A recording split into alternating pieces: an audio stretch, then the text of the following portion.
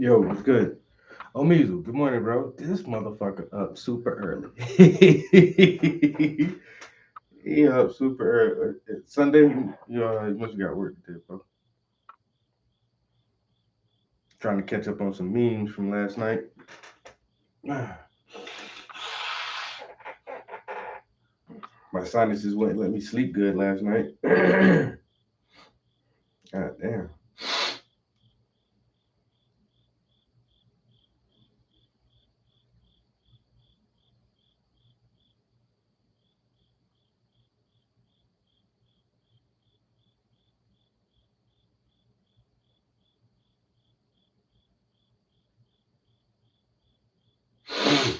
Going over some memes and shit, seeing what's good on social media.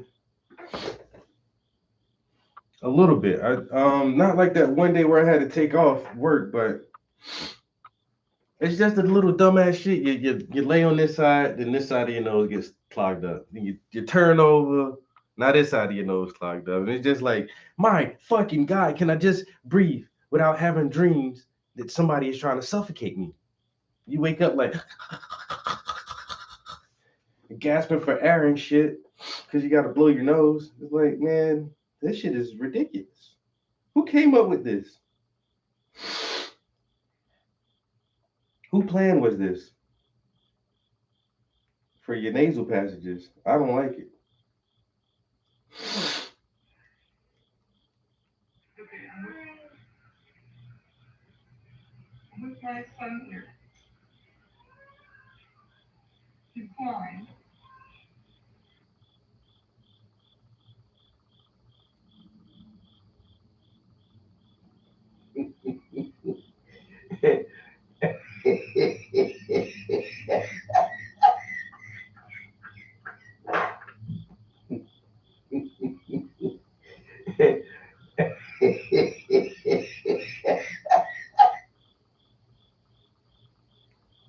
That's crazy.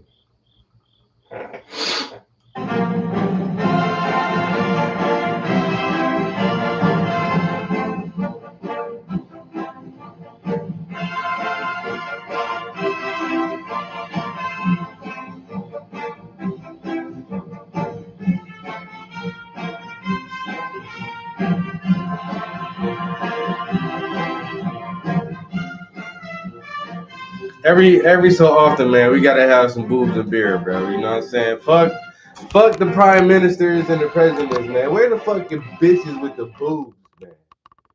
Gotta get some boobs and beer instead of politics. You tired of political bull? Here's some boobs and beer. Yo, my homies send me the most ratchet ass shit, dude. Like, and these are some of the smartest people I know. Hello, camera. Hi, we're back over here now. I'm sorry I put the phone so close to the camera. And the fucking camera got a whiff of them boobs and cannot focus now. Now, that's a good one. I want to send that to someone else. Who can I send that to? They won't be offended by it.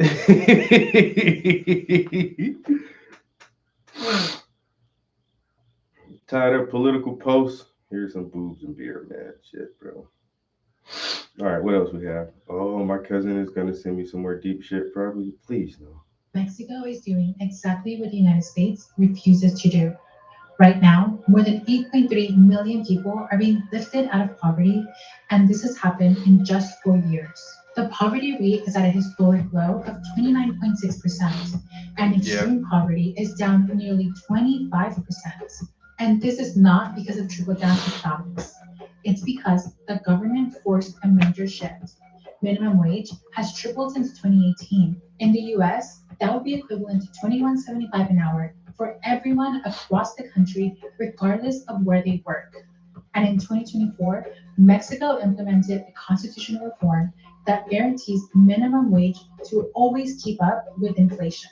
Under President Claudia Sheinbaum, there's a wave of new programs that are not optional, and they're literally tools of survival. Pensions for older women, because we all know that women live longer than men. Scholarship for every public school student. Food programs to help farmers are being recognized as basic rights. And in the most rural areas, Healthcare is being delivered straight to people's homes. But of course, critics are quick to judge. They say this won't stop the cartels. But let's be for real, the root of cartels is poverty. For decades, desperation has made organized crime the only way out for millions of Mexicans. So if you uplift people out of poverty, you cut off that pipeline that feeds the cartels. For Mexico, this is not charity or handouts. It's truly being recognized as investments for the stability of the country and dignity for its people. It's also a direct attack on inequality and removing the root of the problem that leads to organized crime, something the US constantly talks about but refuses to actually do. Instead, it continues to gut civil liberties and blames poverty on immigrants and people of color. Mexico is showing the world what happens when a nation chooses to build from the bottom up. And as we're seeing in Mexico, when the poor rise, everyone rises. I can get with that. But some countries' leaders don't want to take the initiative to combat economic inequalities. It's a very tough thing, and it's varied from country to country how that can be viewed as a possible way of progression. But you gotta help the poor first, man. Like she said, that's where all the crime and every you got a lot of crime in your company in your country. It's because probably people can't figure out other ways to live, and they resort to fucking crime. That's just kind of common sense. All the cartels, the cartels. If people had fucking decent lives, they wouldn't go join a fucking cartel, dumbass. If motherfucker had decent lives, they wouldn't be in the fucking gangs and selling drugs and shit. If they know they can go to school and get a good education and earn a decent wage, we wouldn't have so many gang members and scammers and fucking all kind of dumb shit. Self-sufficiency and economic stability will curtail crime every fucking time. That's the systemic cause of crime is people not being able to become stable and economically self-sufficient. Period. If you have situations and scenarios like that, you're gonna have fucking crime. Mexico, and on top of that, like now, the youth don't even want to stay in Mexico. You know, everybody's trying to flee and come north, U.S. and Canada, and so now you're losing your young talent. The next generation is not building love and respect for their own country, and the people who stay have to turn to fucking alternative means for income. And so, yeah, you're gonna get a fucking Frankie. You're gonna get a fucking bad situation and shit like that. Ah,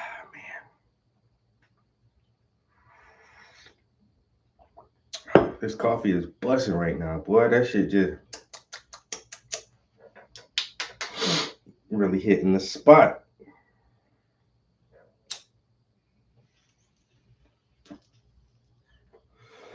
That shit really hit the spot right now.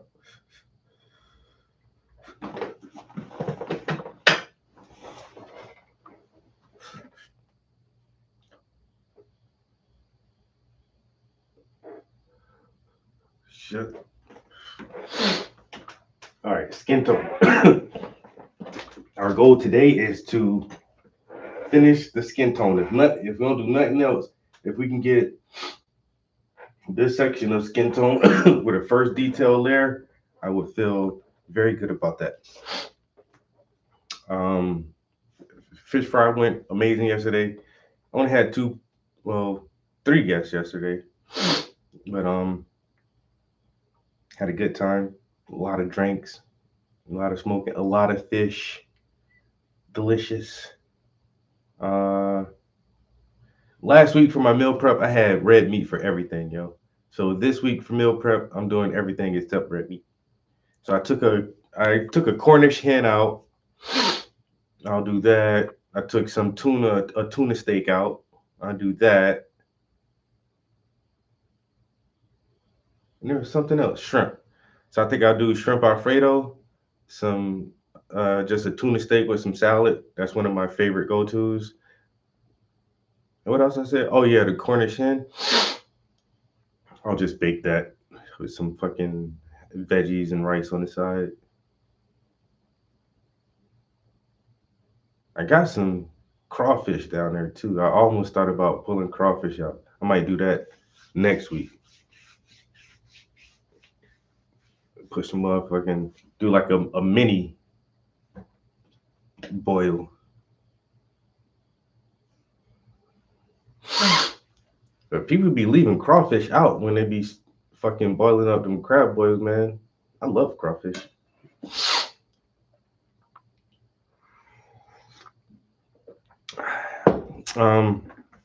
Started writing a song. Was that yesterday or the day before? I don't know.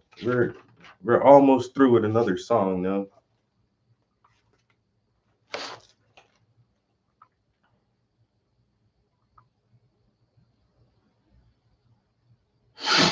It's called Testament.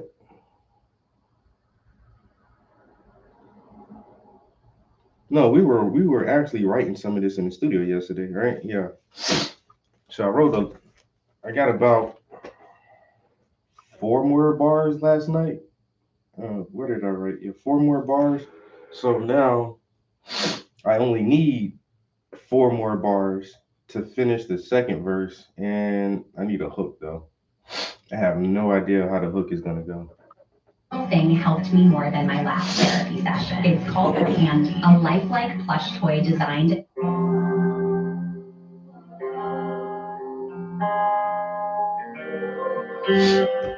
We'll let this loop for a little minute while we get started painting. See if some more words that come to us this morning. Let the writing guides take control.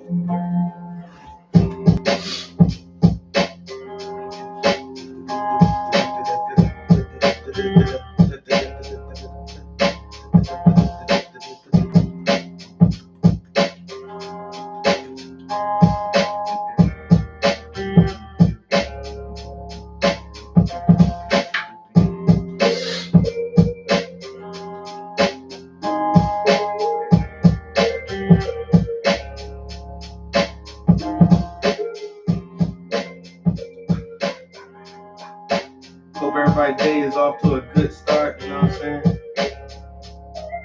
If I can start my day in the studio, it's a good day. You know, I ain't got no complaints about it, bro. It's a good day if I can start out like this.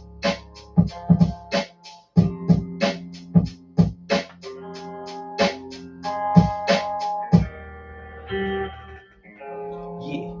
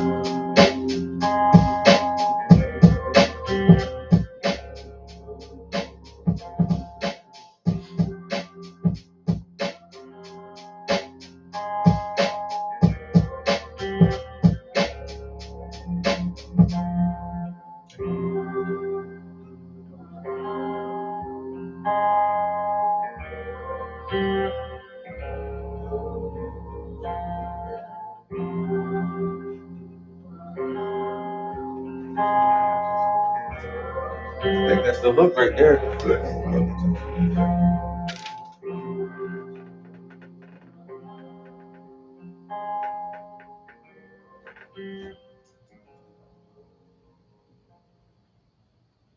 Welcome to your love story. It didn't start like anyone else's. And Zazzle's here to help you tell it. From save the dates to thank you cards and everything in between. No matter.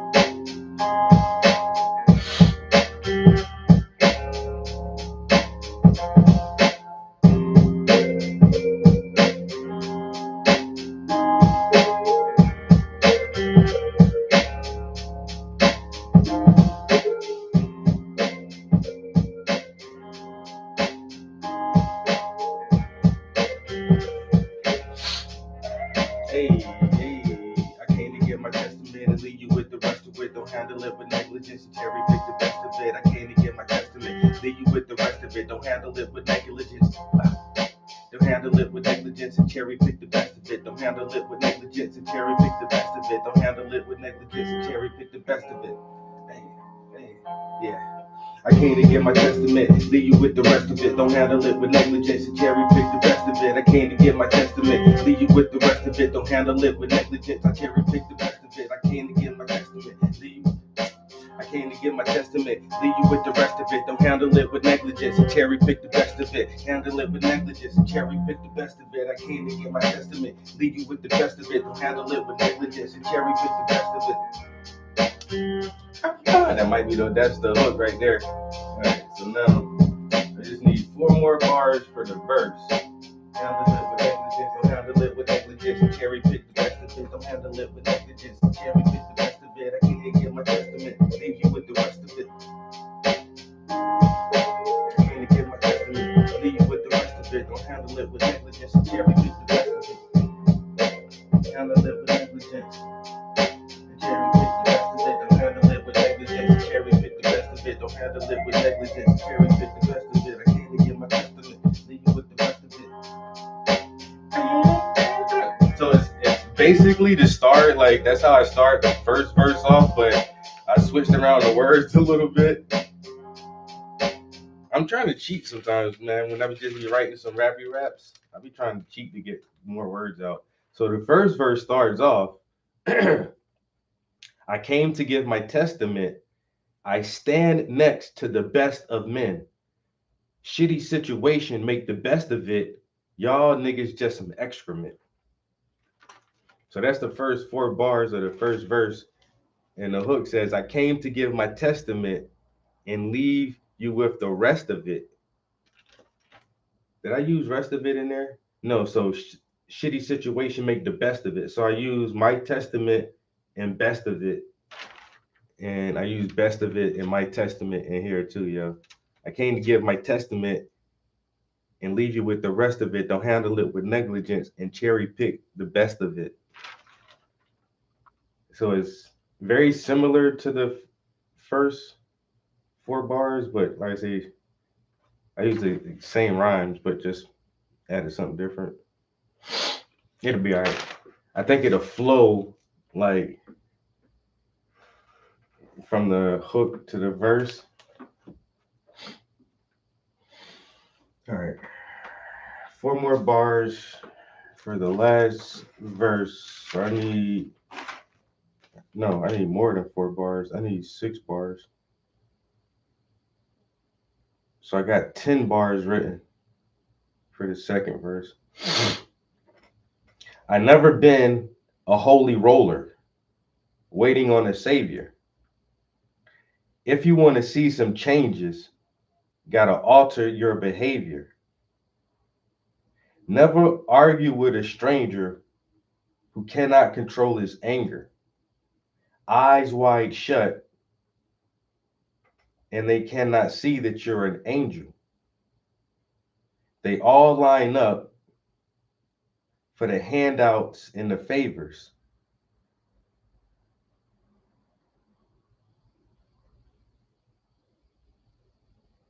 What? The fuck did I write?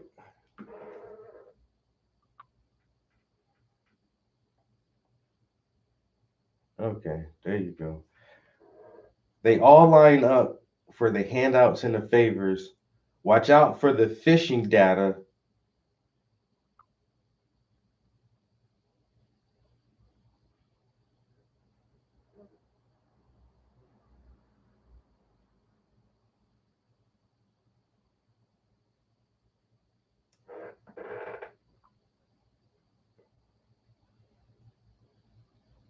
I don't even know what the fuck this word is, bro. I can't read my handwriting. I think I had too many drinks last night. Is that? Oh, damn it, man.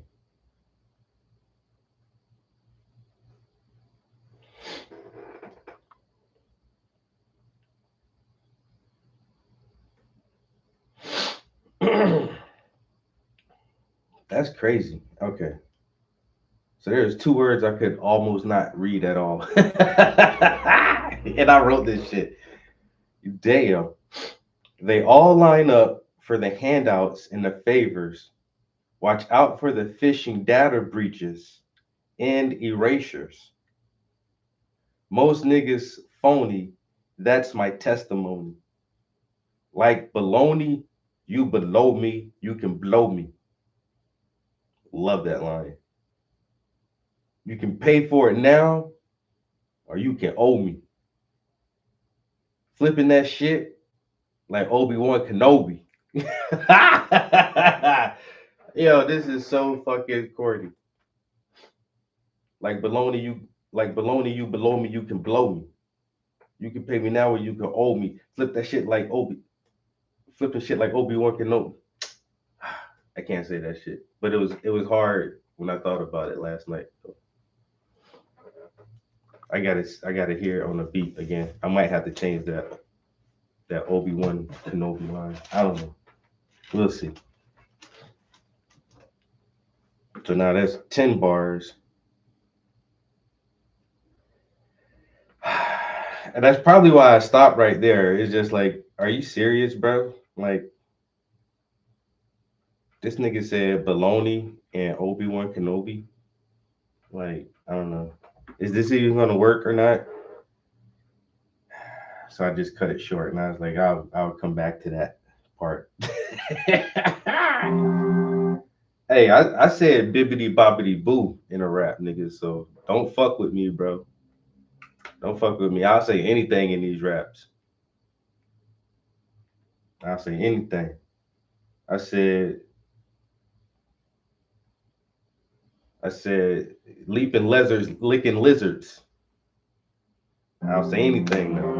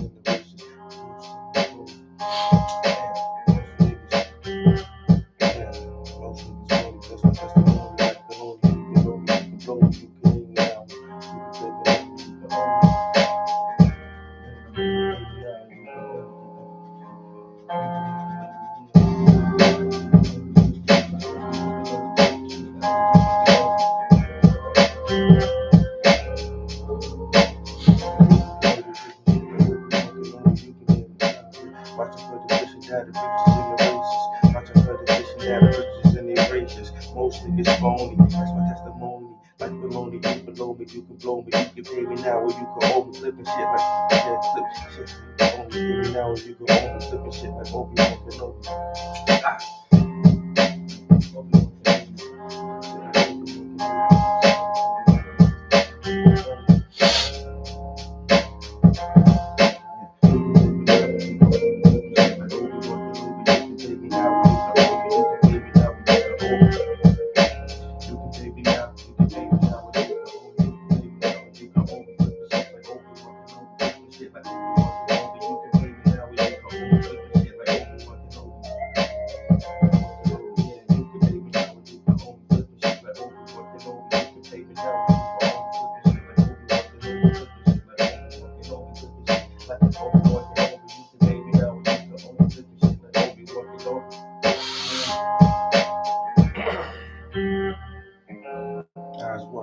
They can see that you an angel. Eyes wide shut, they cannot see that you an angel. Eyes wide shut, they cannot see that you an angel. Eyes wide shut, they cannot see that you an angel. Eyes wide shut, they cannot see that you an angel. But they line up for the angels. Eyes wide shut, they cannot see that you an angel. But they line up for the handouts and the favors. Watch out for the fishing that the breaches and the races. But they line up for the handouts and the favors. Watch out for the fishing that the breaches and the races. They all line up for the handouts and the favors. Watch out for the fishing that the breaches and the races. And the races. Most niggas phony. That's my testimony. Like baloney, you below me, you can blow me, you can bang me down, you can own me, shit like Obi-Wan Kenobi.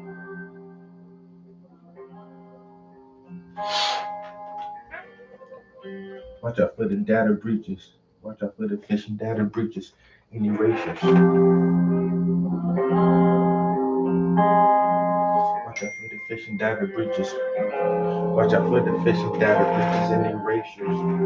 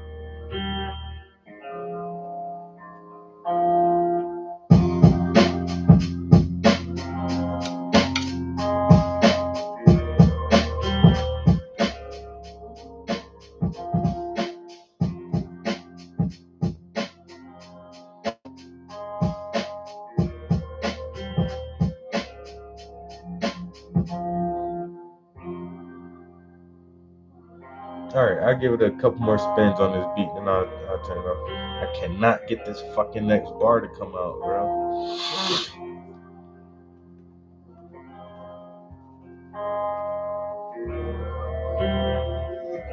Sometimes that shit come fast. Sometimes you motherfucker be thinking for hours on just one fucking bar.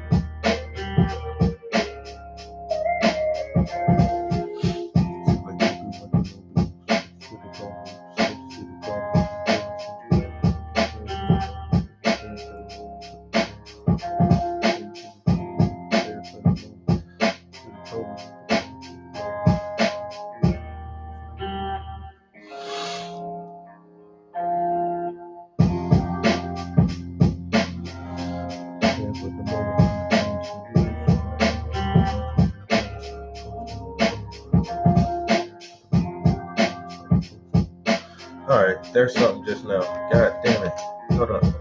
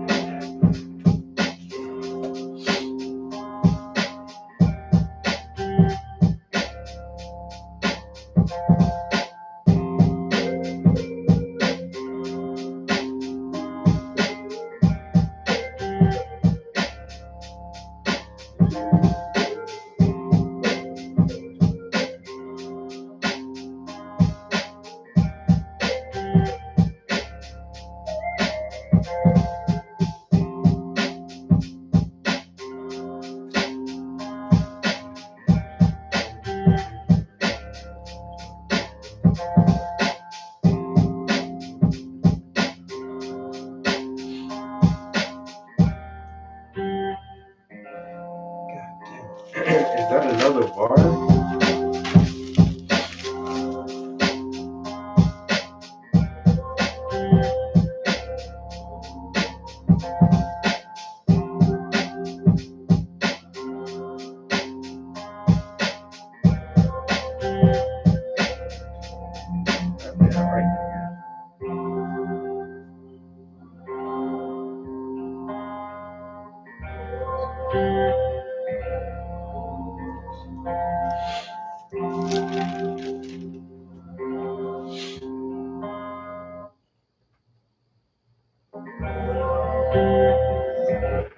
I don't know if this is. That would be 13. That's an odd number. Or is this 2 bars and I'm trying to make it into 3? I don't know. Flip that shit like Obi-Wan Kenobi. If you scared, you should have told me. Flip that shit like Obi-Wan Kenobi. If you scared, you should have told me. I'm prepared for the moment. I'm prepared for the moment. I don't think that's a whole bar. So this might only be 2 bars. I'm prepared for the moment when the opponent start approaching. I'm prepared for the moment when opponents start approaching. If you scared, you should have told me. I'm prepared for the moment when opponents start approaching. I'm prepared for the moment That's 7 syllables. When a opponent started approaching, that's 8. I mean, they might be bars by themselves.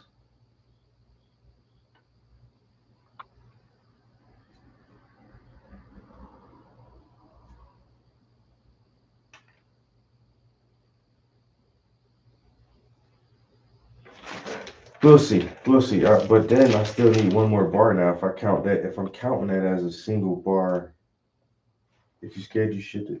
If you scared, you should have told me.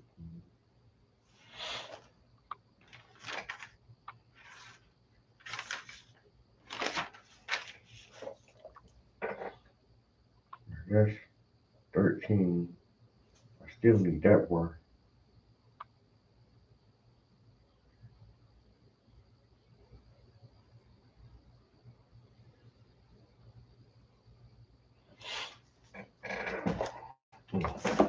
We'll come back to that.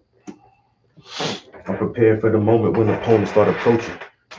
Prepare for the moment when opponents start approaching.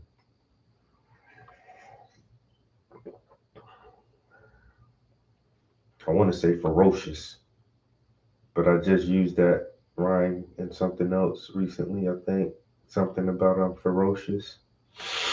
I need a different word.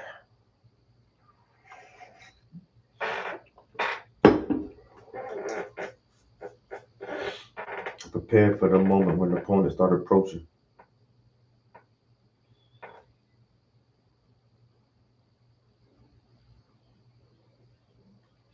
Men don't know this, but ED medication, it has 2 essential ingredients. And if you're But taking bro, you're so Viagra, young. Why Cialis, do you have you'll ED? What's the difference? Viagra and Cialis. Are you The just internet I don't rumors know. that somehow Israel is behind the Charlie Kirk murder. And, I don't believe it for 1 second, but I want you to, make a statement. It's so That's absurd. insane. That's insane. Israel also changes the orbit of the moon. Israel pushes the sun. I mean, the whole thing Who is not only insane. I think it's so absurd, so stupid, and so ridiculous. You can't believe that people are saying that they just found the perpetrator.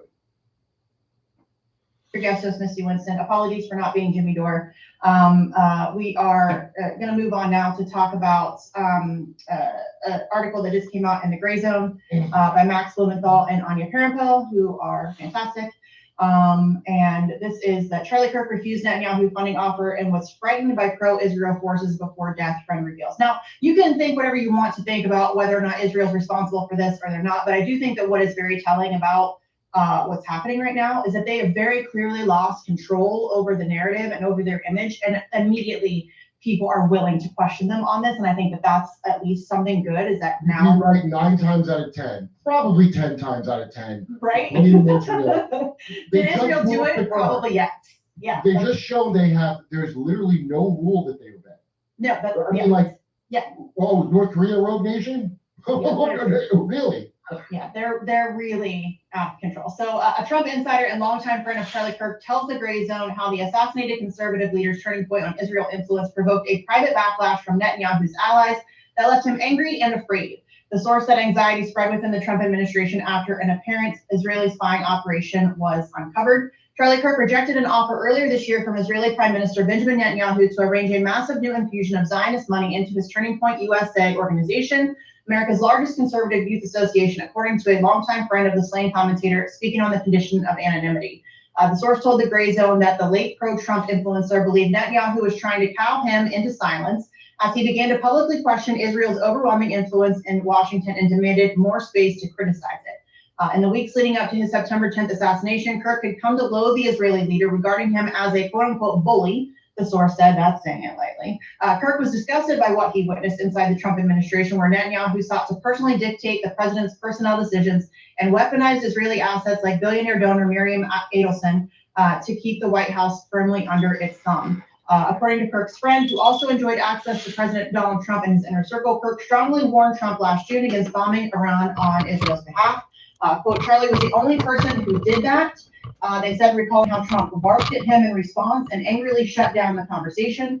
The source believes the incident confirmed in Kirk's mind that the President of the United States had fallen under control of a malign foreign power and was leading his own country into a series of disastrous conflicts. By the following month, Kirk had become the target of a sustained private campaign of intimidation and free-floating fury by wealthy and powerful allies of Netanyahu, figures he described in an interview as Jewish leaders and stakeholders. He was afraid of them, the source emphasized. Kirk was 18 years old when he launched TPUSA in 2012. From its inception, his career was propelled by Zionist donors who showered his young organization with money through neoconservative outfits, like the David Horowitz Freedom Center. He repaid his wealthy backers over the years by unleashing a relentless fire hose of anti-Palestinian and Islamophobic diatribes, accepting propaganda trips to Israel, and sternly shutting down nationalist forces challenging his support for Israel during TPUSA events. In the Trump era, few American Gentiles had proved more valuable to the self-proclaimed Jewish state than Charlie Kirk. But as Israel's genocidal assault on the besieged Gaza Strip drove an unprecedented backlash within grassroots right-wing circles, where only 24% of younger Republicans now sympathize with Israel over the Palestinians, Kirk began to shift. At times, he towed the Israeli line, spreading disinformation about babies beheaded by Hamas on October 7th and denying the famine imposed on the population of Gaza. Yet he simultaneously ceded to his base, wondering aloud if Jeffrey Epstein was an Israeli intelligence asset, questioning whether the Israeli government allowed the October 7th attacks to proceed in order to advance long-term political goals, and parroting narratives familiar to his most vociferous critic on the right, streamer Nick Fuentes. So here is Charlie Kirk questioning October 7th, and this is something I also questioned the day that it happened, for reasons that Charlie explains here. Israel is a fortress. Creating cool t-shirt designs has truly never been easier. Whether you're creating t-shirt designs for clients or for yourself, it can be hard to start from just a blank. Come on now.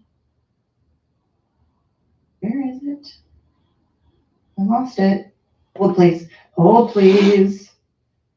What's that video? It just disappeared. The whole country. Oh, there it is. When I first heard this story, I still have the same gut instinct that I did initially. I find this very hard to believe. I've been to that Gaza border. You cannot go 10 feet without running into a 19-year-old with an AR-15 or an automatic gun that is an IDF soldier. Right? The whole country is surveilled. And so let me just kind of go through this. We don't talk about Israeli politics very often, and most Americans don't know this. The last 9 months, Israel was on the brink of civil war. It's not an exaggeration. This judicial stuff, there were hundreds of thousands of Israelis taking to the streets because Bibi Netanyahu was basically redefining the Israeli constitution. That's not an exaggeration, right? He said the judicial branch has too much power. There were protests planned this week against Netanyahu, where they anticipated tens of thousands of people to take to the streets. That's all gone, Patrick. Netanyahu now has an emergency government and a mandate to lead. I'm not willing to go so far as saying that Netanyahu knew or there was intelligence here, but I think some questions need to be asked. Was there a stand down order? Stand down order? First, I don't believe it. Israel's the size of New Jersey. When I took a helicopter ride from Jerusalem to the Gaza border, it's 45 minutes. 6 hours. They're live streaming the killing of Jews. Did somebody in the government say stand down? That is a legitimate, non-conspiracy question. The whole country is the IDF. The whole country is. Yeah. And you're trying to tell me that they're going to concerts and kibbutzes and schools and by report. And that is a very valid question. Was it allowed to happen? Well, of course, of course it was allowed to happen on purpose. We know what happens when things get tough for Netanyahu. He'll kill anybody. Mm-hmm. He'll kill Jews on October 7th. And he'll have his what's the guy gone? Who's the guy who ordered Hannibal Directive? Yoav Gallant. Yeah. Yeah.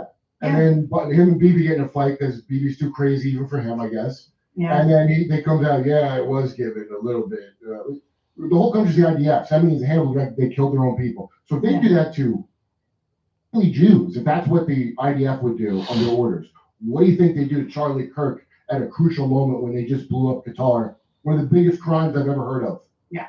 And listen, Gaza was one of the most it's a tiny area, and it was one of the most surveilled pieces of land on the planet. I mean, period. There's absolutely you cannot convince me, not to mention the fact that the Egyptians warned Israel in the weeks leading up to October 7th. So there's, I'm sorry. that people just blank out if they don't want to hear it. But Charlie Yeah. Kirk was a true believer. I didn't realize that. I was like, oh, surely he knows better. But no, he's a pretty young guy, and he probably started to dawn on him. When somebody gets gradually disillusioned with their righteous cause that they really Yeah. believe in, Yes. and you start asking questions, and then you're in trouble because you ask questions, Yeah. right? And So so, once you ask a yeah. question, it's like a Kazoo. snowball effect. You just start to question everything. So this July at TPUSA Student Action Summit, Kirk provided a forum for the right-wing grassroots to vent its fury about Israel's political hammerlock on the Trump administration. There, speakers from former Fox News stalwarts Tucker Carlson and Megyn Kelly to the anti-Zionist Jewish comedian Dave Smith denounced Israel's blood-soaked assault on the besieged Gaza Strip, branded Jeffrey Epstein as an Israeli intelligence asset, and openly taunted Zionist Oh, billionaires okay. like Bill Ackman for, quote, getting away with scams despite having no actual Can you skills. focus? So here's No. Tucker talking Anyway. about that very thing. I use the oils. The unfairness of it drives you crazy. And it's particularly galling in the case of Jeffrey Epstein and the whole constellation of people around Jeffrey Epstein, all of whom seem to be getting away with scams. And how do you know they're getting away with scams? I'll tell you how, because they're useless and they're rich. So how do you come to a place where some of the least impressive, most useless people who have no actual skills become billionaires? How's that legitimate? By the way, if you ask this question, at least in Washington, it's like, oh, yeah, it sounds like you're a socialist. Sounds like socialism. Yeah, okay, I'm a socialist now. All right. I was a Qatari agent or a bigot. Now I'm a socialist. All right. Leaving aside my committed socialism, can you answer the question? How did Bill Ackman get $9 billion? Bill Ackman, a pretty impressive guy. Oh, Bill Ackman? No. Jacking Bill up place on Ackman's drugs. That's how. well-connected and super aggressive. That's it. Morgan Shkreli stuff I again. think, well-connected, super aggressive people deserve a fair living like everybody else. And if you're accruing $9 million just because you're willing to do anything, I don't know why we have to pretend that's good. Yeah. So Well, Israel does anything, and they're good, so that's why. yeah, they're Would you do anything to survive if you were Israel, even kill a bunch of kids and kill Charlie Kirk with a fake thing and make it a left? It's like, as soon as Max Blumenthal is writing a report on it, you know that's where the story goes. I mean, yeah, the whole it's all very Brad Powell. I've never seen them report anything where I was like, oh, they were way off on that one. right. No, I'm there's sure they not. have a mistake, but I just haven't seen it. I've seen it with everybody else though.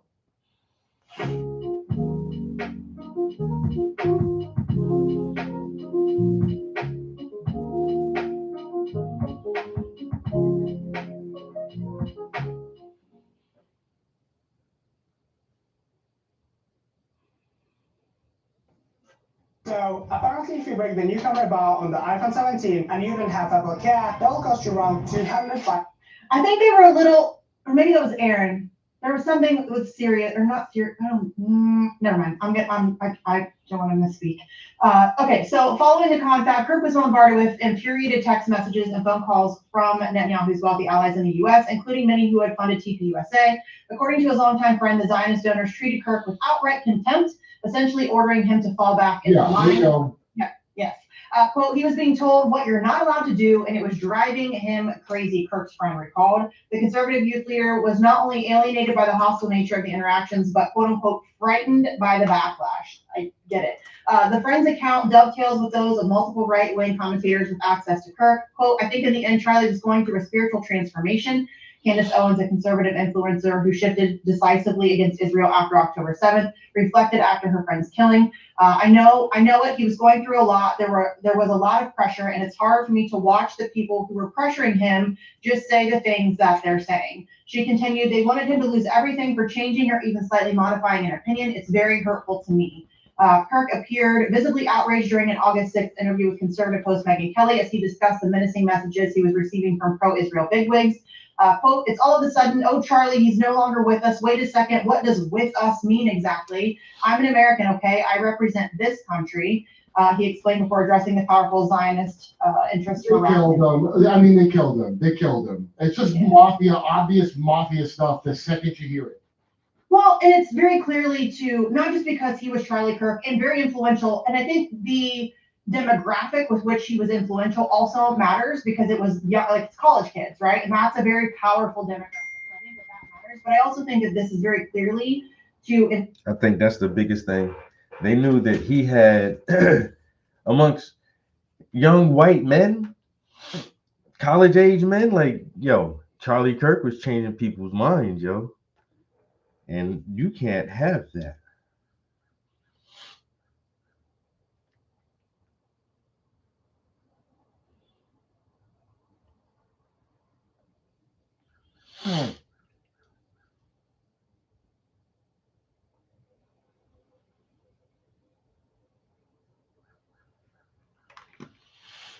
You can't have that.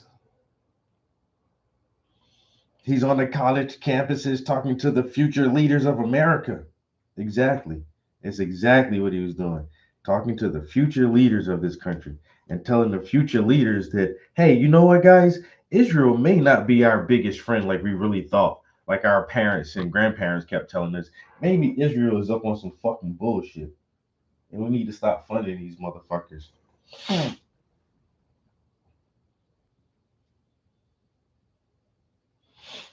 And once you tell young people that, who in the next 10 years may be a mayor or a governor or a congressman or a member of the Senate, like you don't know who these people will eventually grow up to be.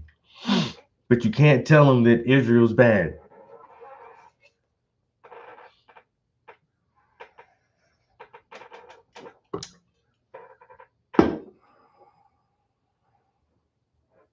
Wendy, good morning.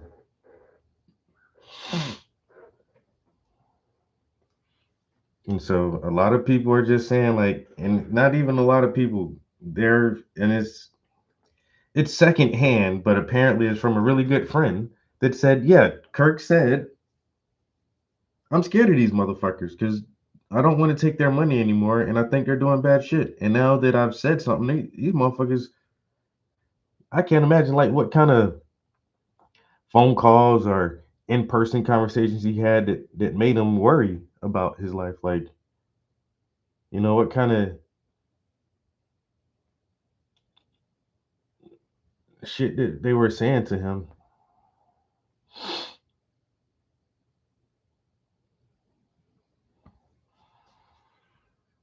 That he really had to express that to somebody else, like, yo, dude, these motherfuckers are kind of scary, bro. You know what I'm saying? And I really do feel like they would take me out.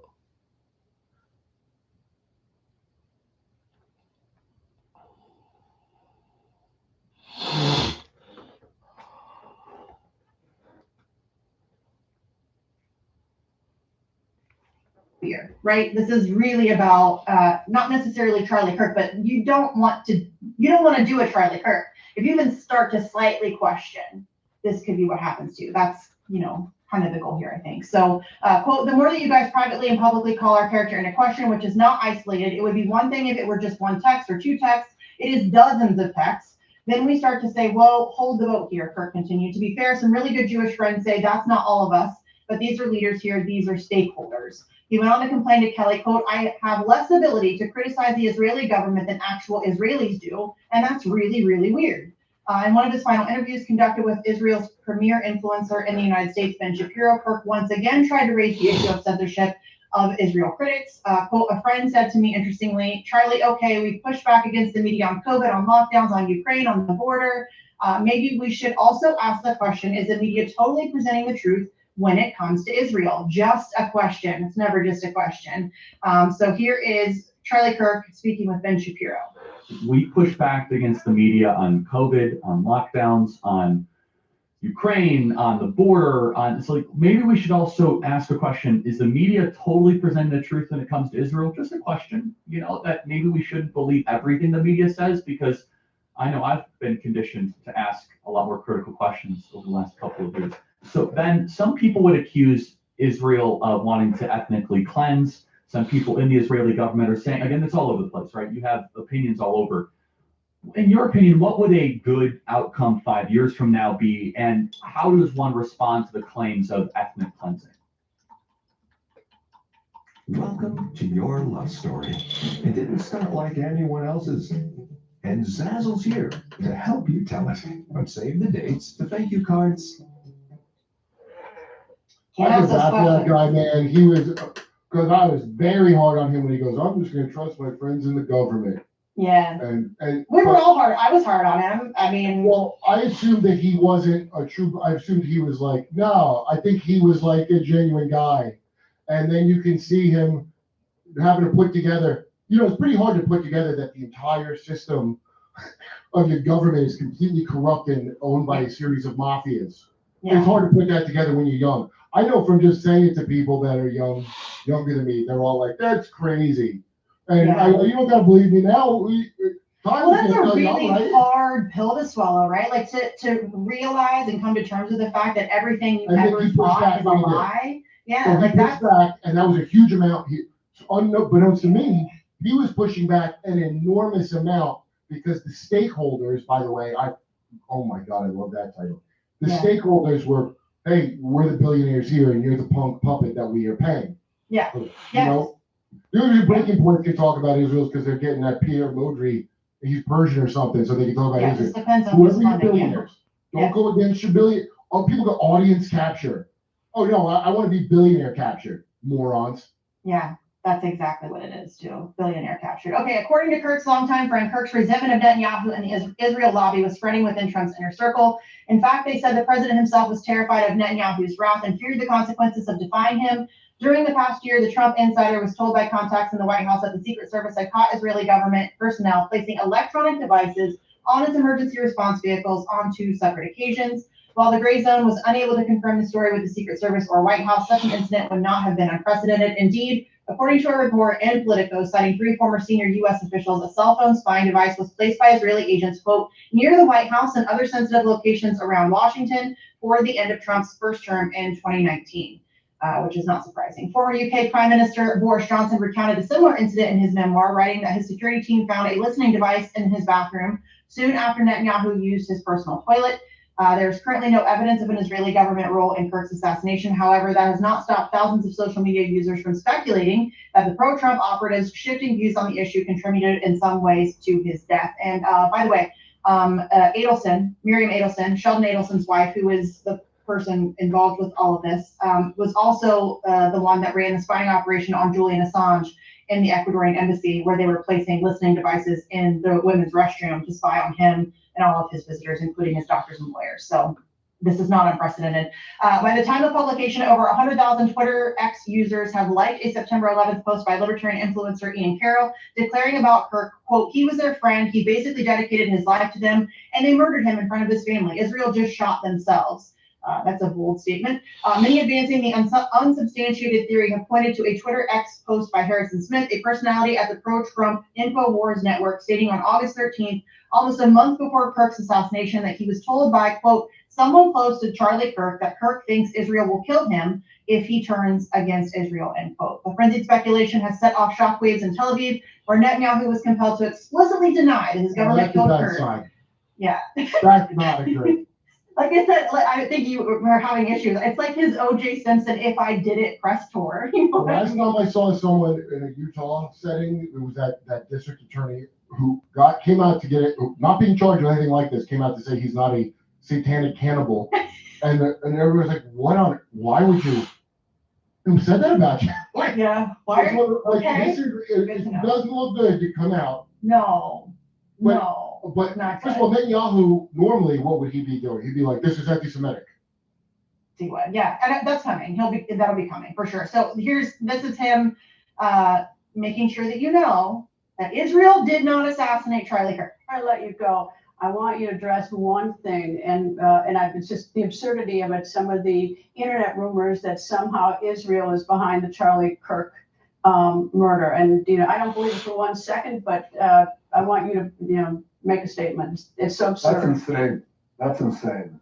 Israel also changes the orbit of the moon. Israel pushes the sun. I mean, the whole thing is not only insane. I think it's so absurd, so stupid, and so ridiculous. You can't believe that people are saying that. They just found the perpetrator. They'll get to the bottom of this, but they go. They have no limits.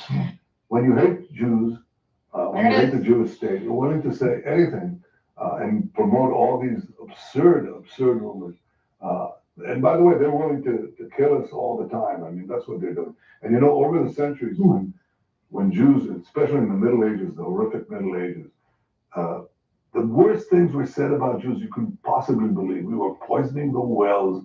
We were drinking the blood of Christian children. You name it. I mean, these things, that continued actually up to the Holocaust. The Nazis said the same thing. You know, we're carrying vermin, we're spreading disease. And people believed it. And every time they believed it, this was a prelude to a greater and greater massacre, culminating with the worst massacre of the Holocaust. Well, since then, we've learned, hey, when people spread these lies about us, prepare yourself for the assault. And, you know, they're trying to delegitimize the state of Israel. Charlie Kirk said to me that, he wrote me this detailed letter, you have to fight the slander. These untruths, these vilifications have consequences. And he was right. But I'll tell you one thing, we're fighting on the battlefield against the terrorists and winning. And he was fighting on the battlefield of ideas. And I think he was winning. He was going to win. That's why they shot him. That's why he killed him. I hope they don't silence him. I don't think people will give in to these ridiculous lies.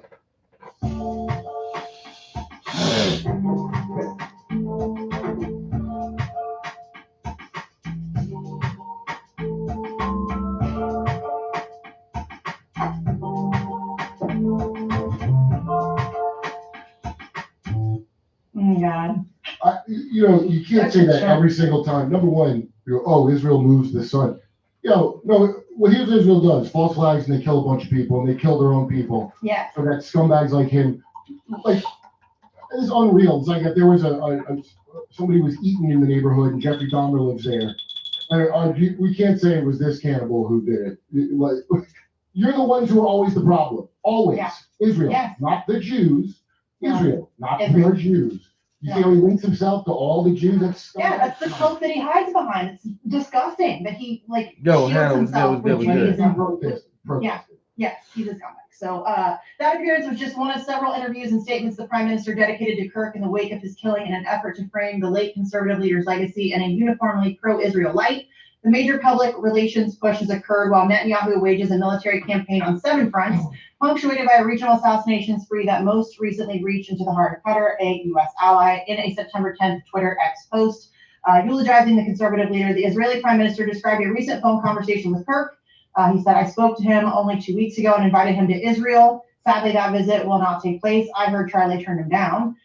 So here is because they were calling him anti-Semitic. Yes. So this is why Benjamin Netanyahu, this is like giving Robert Maxwell a hero's funeral in Israel, what he's doing. Yeah. Because 2-3 weeks ago, they were calling him anti-Semitic because Dave Smith, my friend, the Jew Dave Smith was on. Yeah. And they're calling Charlie Kirk something anti-Semitic.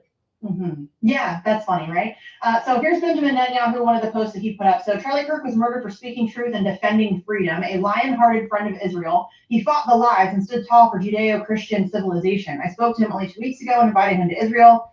Sadly, that visit will not take place. We lost an incredible human being. His boundless pride in America and his valiant belief in free speech will leave a lasting impact. Rest in peace, Charlie Kirk. So 4 days before the assassination, frustration among pro-Israel commentators bubbled over in public during a Fox News interview in which Ben Shapiro launched a chilling attack on Kirk without naming him. Quote, the problem with a big tent is that you may end up with many clowns inside, Shapiro told Fox host and fellow Zionist gatekeeper Mark Levin in an apparent critique of TPUSA. Just because you're saying somebody votes Republican, that doesn't mean they ought to be the preacher at the front of the church. They're not the person that ought to be leading the movement. If they are spending all day criticizing the president of the United States as covering up a Mossad rape ring or being a tool of the Israelis for hitting an Iranian nuclear facility. When Kirk took his usual place at the front of the church 4 days later, he was cut down by a sniper's bullet. Within 24 hours of Kirk's death, Shapiro announced that he would be launching his own campus speaking tour, vowing, quote, we're going to pick up that microphone where Charlie left it. Yeah. So, and then here's Tommy Borum, not familiar with him.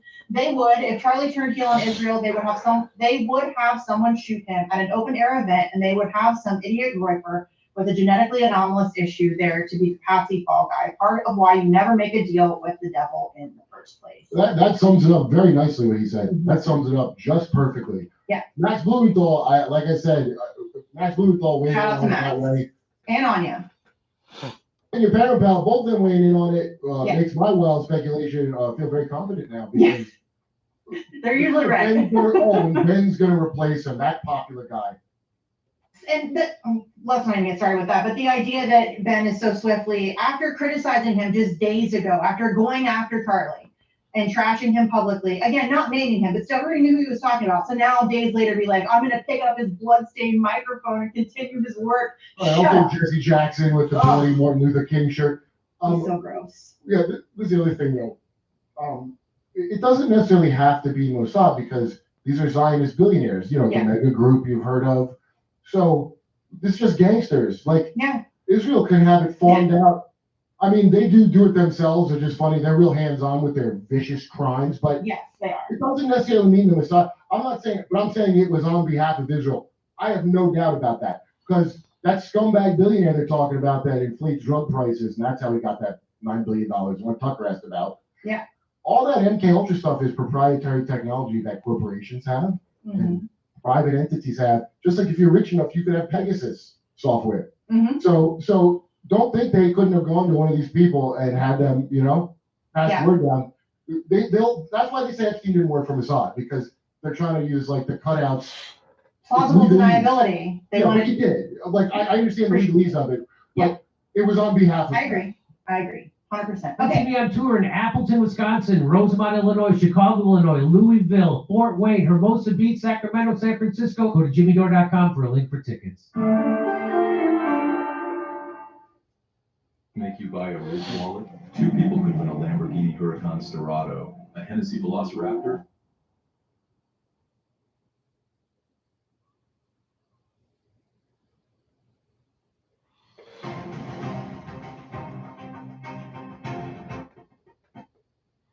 Sending calls for vengeance on the other. And in the middle of all this, lest we forget, is a grieving mother and 2 distraught young children who now have to face the rest of their lives without their dad. Charlie Kirk was a remarkable man. By the age of 31, he built one of the most powerful organizations in the United States media and transformed the way that millions of young people think about politics. Many people disagree with his opinions. But the fact is, he spent his life debating those opinions with the very people who disagree most. That is actually democracy, plain and simple. We've heard so much in the past few years about the threat to our democracy. So let's be very clear. The greatest threat to democracy is the idea that words in themselves are violence. This insidious belief that opinions should be crushed, cancelled, or as we've just seen, gunned down in cold blood. That is violence. And there are some very dark times ahead if we can't all agree that it's wrong. In a couple of minutes, I'll talk to our star panel, the host of the Rubin Report, Dave Rubin, the founder and CEO of the Young Turks, Cenk Uygur, the host of Batia on News Nation, Batia Undar Sargon, and in the studio, broadcasting host of the news agents, Lewis Goodall. But first, Stuart Kaplan, the former FBI special agent, joins me now. Stuart, thank you very much indeed for joining me for this special edition of Piers Morgan Uncensored.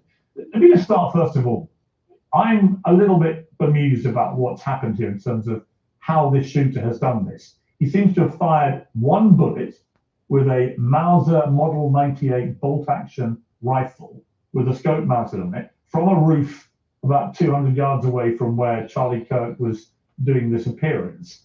And that 1 bullet has killed Charlie Kirk. In your experience, how unusual is it that somebody of 22 who's not in the military is able to carry out that kind of execution with 1 shot? Well, look, when you look at it, you would say, boy, that's, hard to understand how this child, young adult at 22, could have pulled this off. But Piers, what I've said for many, many years, because I stay in my lane and I only offer my opinion as to what I know, and that's because I have 2 children myself. The classroom has become the factories to indoctrinate our children with garbage. And then the very teachers or professors are the engineers behind what you are now seeing continually, constantly play out over and over and over again. Young adults getting up on a particular day and engaging in this type of unthinkable behavior. When you have kids that are basically living their lives in isolation on video games or on... Bro, you're going all the way around the fucking question, nigga. He said, how can a young person who hasn't had any military training execute such a shot? Well, because I have 2 kids, and today, it's these kids are exposed to this stuff, and bro, you are nowhere near the fucking question right now, nigga. How can somebody with no training hit a shot like that? You can say, well, the first thing you can say, it was a lucky shot. And that is a fucking thing.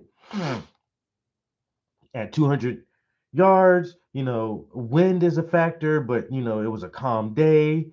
So, bullet drop is a factor, but he was at an elevation, and knowledge of the gun and the rounds that you're using is a factor, but it wasn't his, it was somebody else's. There's answered like logically, how can a person who doesn't have extensive training make a shot like that? And you can say it's a combination of all things, and this motherfucker just lucked out. Or well, he was in ROTC, and he did have a hunting license, and he was known to go to the gun range with his uncle, cousin, friend, brother, whoever. And so, no, was he professionally trained? Not really, but he was like a little bit above average when it came to like guns for sports and hunting. You can say any other answer. This motherfucker is like refusing to answer you're for 30 seconds. You went around the question. You went around for like the first 30 seconds of your answer. With a scope mounted on it, from a roof about 200 yards away from where Charlie Kirk was doing this appearance.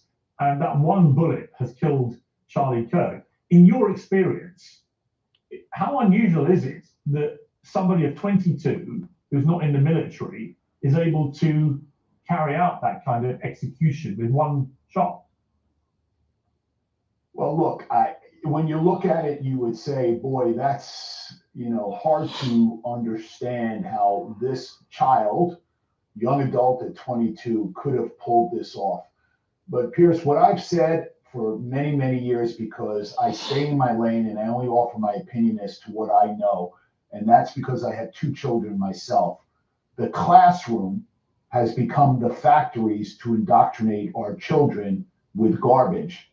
And then the very teachers or professors are the engineers behind what you are now seeing continually, constantly play out over and over and over again. Young adults getting up on a particular day and engaging in this type of unthinkable behavior. When you have kids that are basically living their lives in isolation on video games or on social media, they are absorbing all of this garbage, to include what is being fed to them in the classrooms. And when I say the classrooms, elementary, middle school, high school, college, we've seen it play out last year with the anti-Semitic behavior in all of these top universities. These kids are now indoctrinated to believe that the world just has it wrong. They're right, and they're going to right this wrong. And so you see someone like this get up,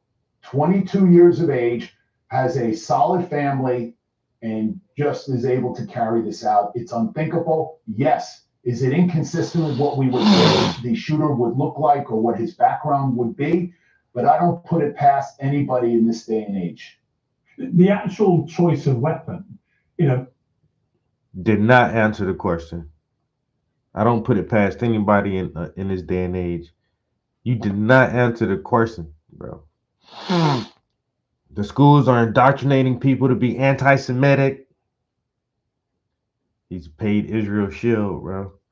That dude right there, he got a little bonus.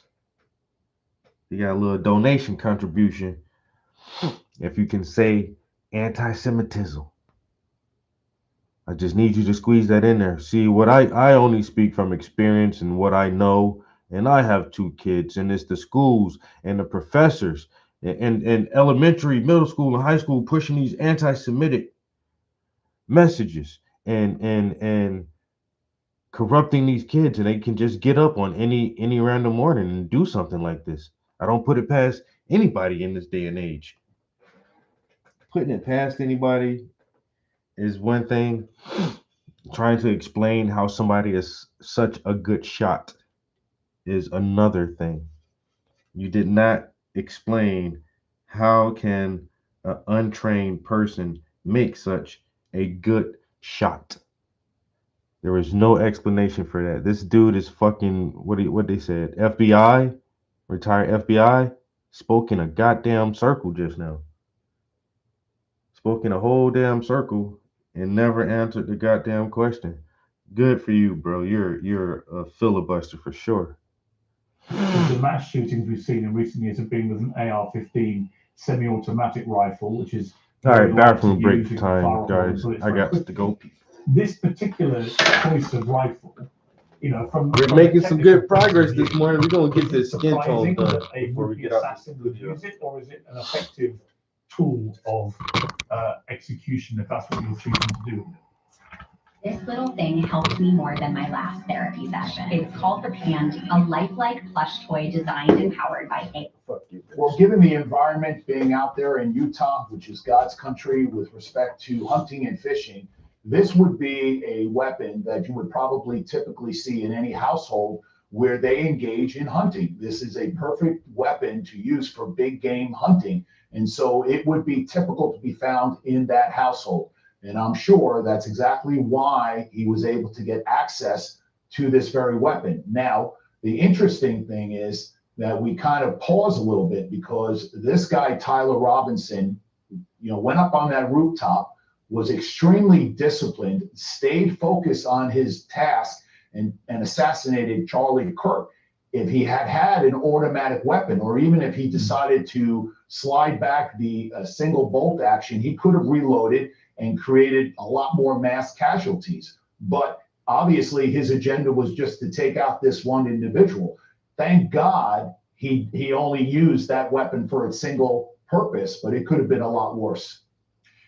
What does this mean, do you think, now for protection of high-profile people in the political world in America? Now we've seen 2 attempts on Donald Trump's life in the last year. We've now seen Charlie Kirk killed. What should people in the public eye? I've already been seeing some horrific things on Blue Sky in particular, the new social media platform, with people just brazenly putting other people's names up to be assassinated.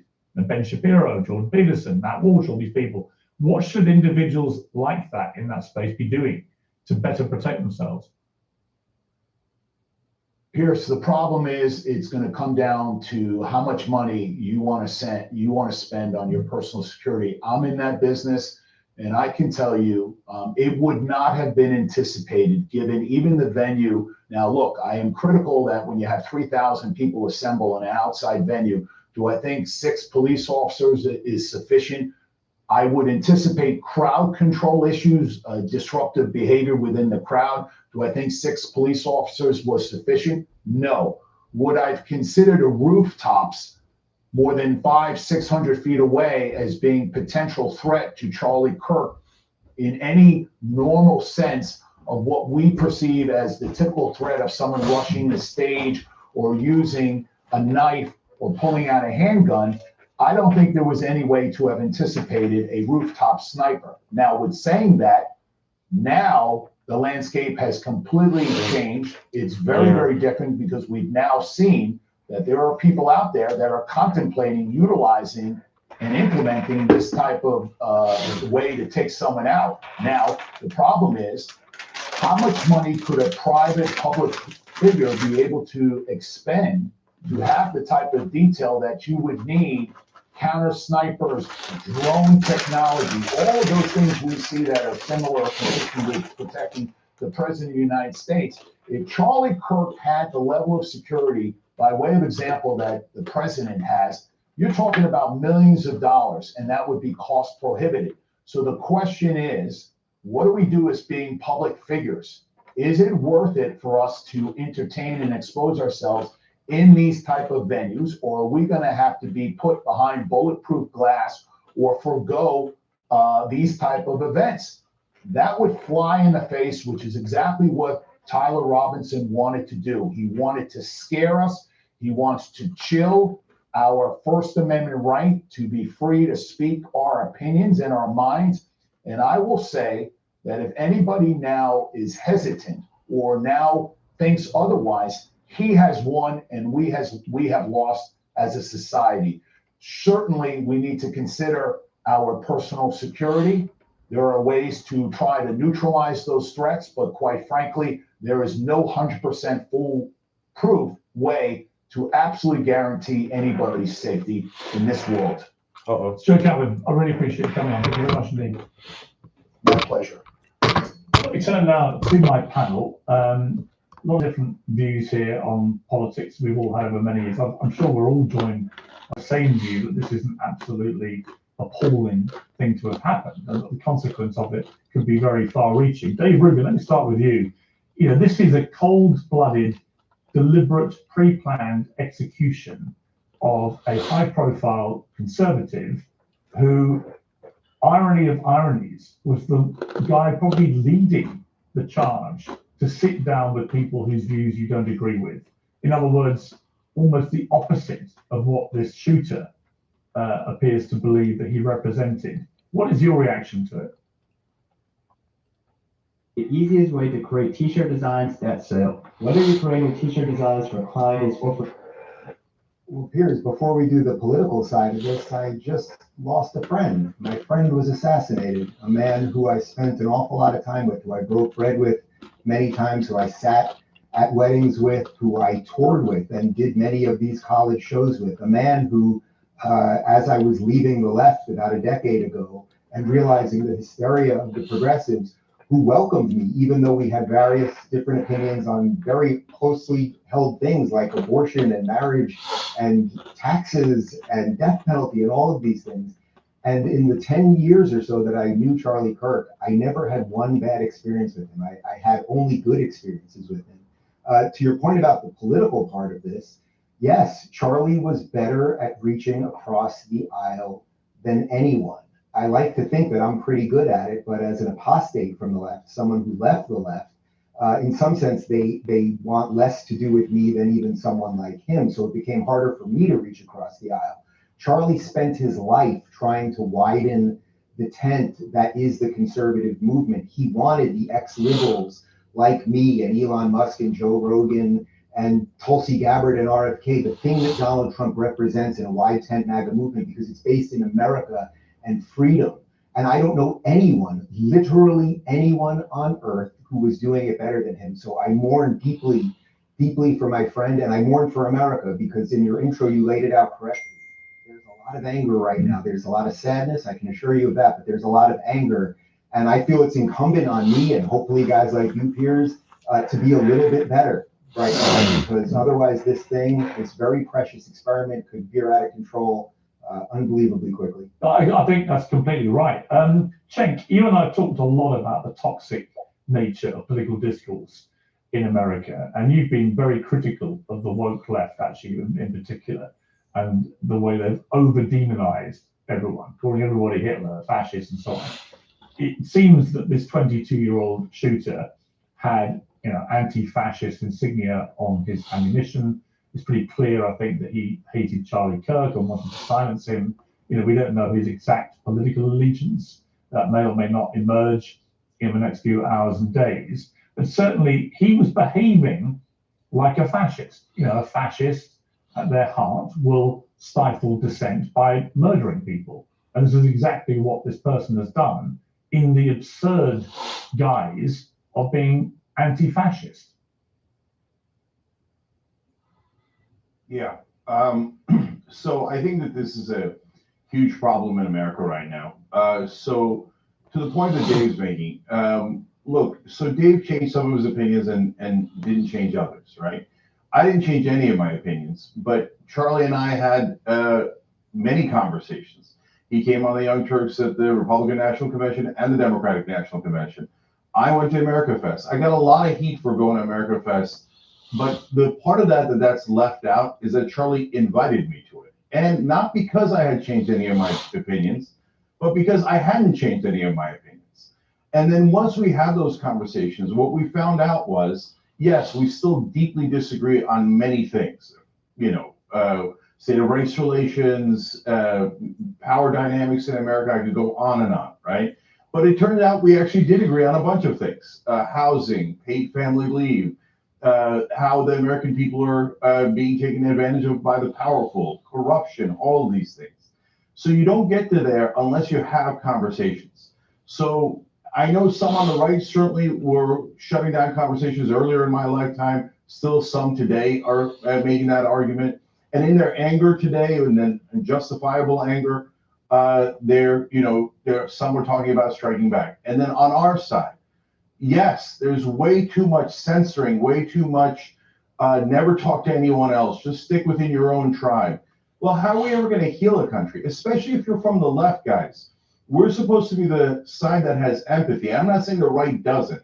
I'm just saying that we historically have prided ourselves on having empathy and reaching out and having conversations and healing and uniting. So the way that this country is going and both sides are going is a deep, deep problem. And one of the issues, Piers, honestly, is media and algorithms. It rewards extremists. And the more extreme you are, the more rewarded you are.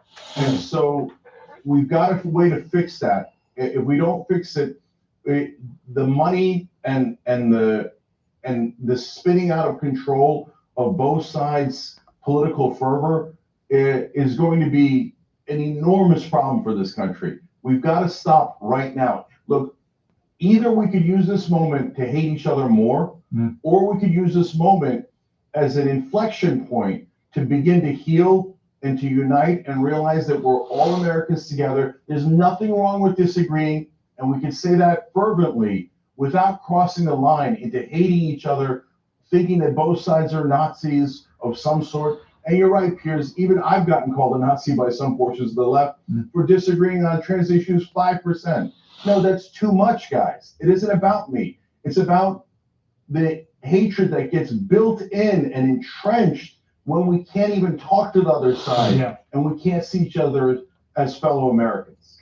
Batty, I want to play a clip. This is a Charlie Kirk on Piers Morgan Uncensored in November 2023. At the time, we just had the start of the Israel-Hamas war. I've been defending Israel's right to defend itself at that stage. I've obviously become a lot more critical in this year, certainly. But at the time, he talked very pertinently about actually the left, and in particular in relation to campus colleges. Let's take a look. The very same people who've been behaving in this way, effectively supporting a terror group, have gone out of their way to deplatform and shame and cancel anyone who, maybe on the right, it has to be on the conservative side, who've deviated from their worldview. So free speech to them seems a very complex issue. No, that's right. And look, I mean, we have to be disciplined in how we advocate for dialogue and free speech. And when I go to these college campuses, it's come very clear, and you see this now manifesting in some of the larger censorship regime that is taking over the West, that if a young student finds disagreement with a conservative or somebody on the right, they don't just find the ideas objectionable. Some, in fact, a majority by a recent Pew poll, want to use force to try to silence and stifle and even censor those differing ideas. I mean, how prescient, Batty, are those comments seem now? Because that's exactly what has happened here. What's your reaction to Charlie's murder, and how do you feel about the way things may go from here? Thank you so much for having me, Piers. It's obviously still very raw for a lot of us. I'm finding myself very caught between, on the one hand, wanting to honor his legacy of unity through debate and coming together to take down the temperature, and then wanting to honor his legacy of telling the truth. And the truth is, this is not a both sides issue. The killer killed him, according to police reports, because he found Charlie Kirk to be spreading hate. This is a view shared by every single prominent Democrat. Yes, there are people on Blue Sky advocating for violence, but what actually caused this was the utterly quotidian, utterly ubiquitous demonization of the political opposition from the left. And it has just led to violence because they said the other side were Hitler and Nazis. They said that speech is violence. To combine those two things together is to sign the death warrant of prominent conservatives. And that is what we are seeing again and again and again. And it is utterly facetious to suggest that there's any comparison between political violence on both sides. Every example they bring is not actually showing that, whether it's Governor Shapiro, whose attempted assassination was from a Free Palestine leftist, or whether it was the Minnesota assassinations, which were from somebody who said he was operating at the behest of Democrat Governor Tim Walz. There is a culture among Democrats at the highest level to suggest that their political opposition are a danger, and that suggests that their lives are forfeit. And I want to come together. I do. I love what Shank said. It brought tears to my eyes. I had to reach for a tissue while you were playing Charlie's words. But at the same time, we cannot unite with people who are lying to our faces about who we are, who will not take responsibility for the fact that they suggested that we are Nazis because of totally legitimate views that reflect the majority of Americans. So what I say is, let the left say we were wrong. It is legitimate to vote for Donald Trump. It is legitimate to be pro-life. It is legitimate to believe that there are only two genders, and we were wrong to suggest that that was not the case. We were wrong to say that that is hateful. When they say that, I am waiting with open arms to take down the temperature. Lewis Goodall, you are on the left, and the one thing that's really struck me about this, I don't dispute for a moment that there are people on the far right that commit a lot of acts of violence and can be equally hateful. That's my personal view. But I have been truly shocked, genuinely truly shocked, by the sheer enormity of brazen, dehumanized calls on social media from people on the woke left, the far left, which has been calling themselves progressive, but in my view are the opposite. But how they reacted to Charlie Kirk's death, we've got a little mashup of some of it. Ding dong, the witch is dead. We think that Charlie Kirk just got shot in the neck. Hey, ooh, ah, ooh. I would say pour one out for Kirky boy, but I don't waste good beer on little bitches. Charlie Kirk just got put down like a fucking dog in Utah, and I could not be happier. I will not ever feel bad when bad people get what the fuck they deserve. Fucking stoked right now. You wanna know why I'm so fucking stoked? Fucking get! CK got AK, and he's gone. He did say that gun deaths were an acceptable side effect of gun rights.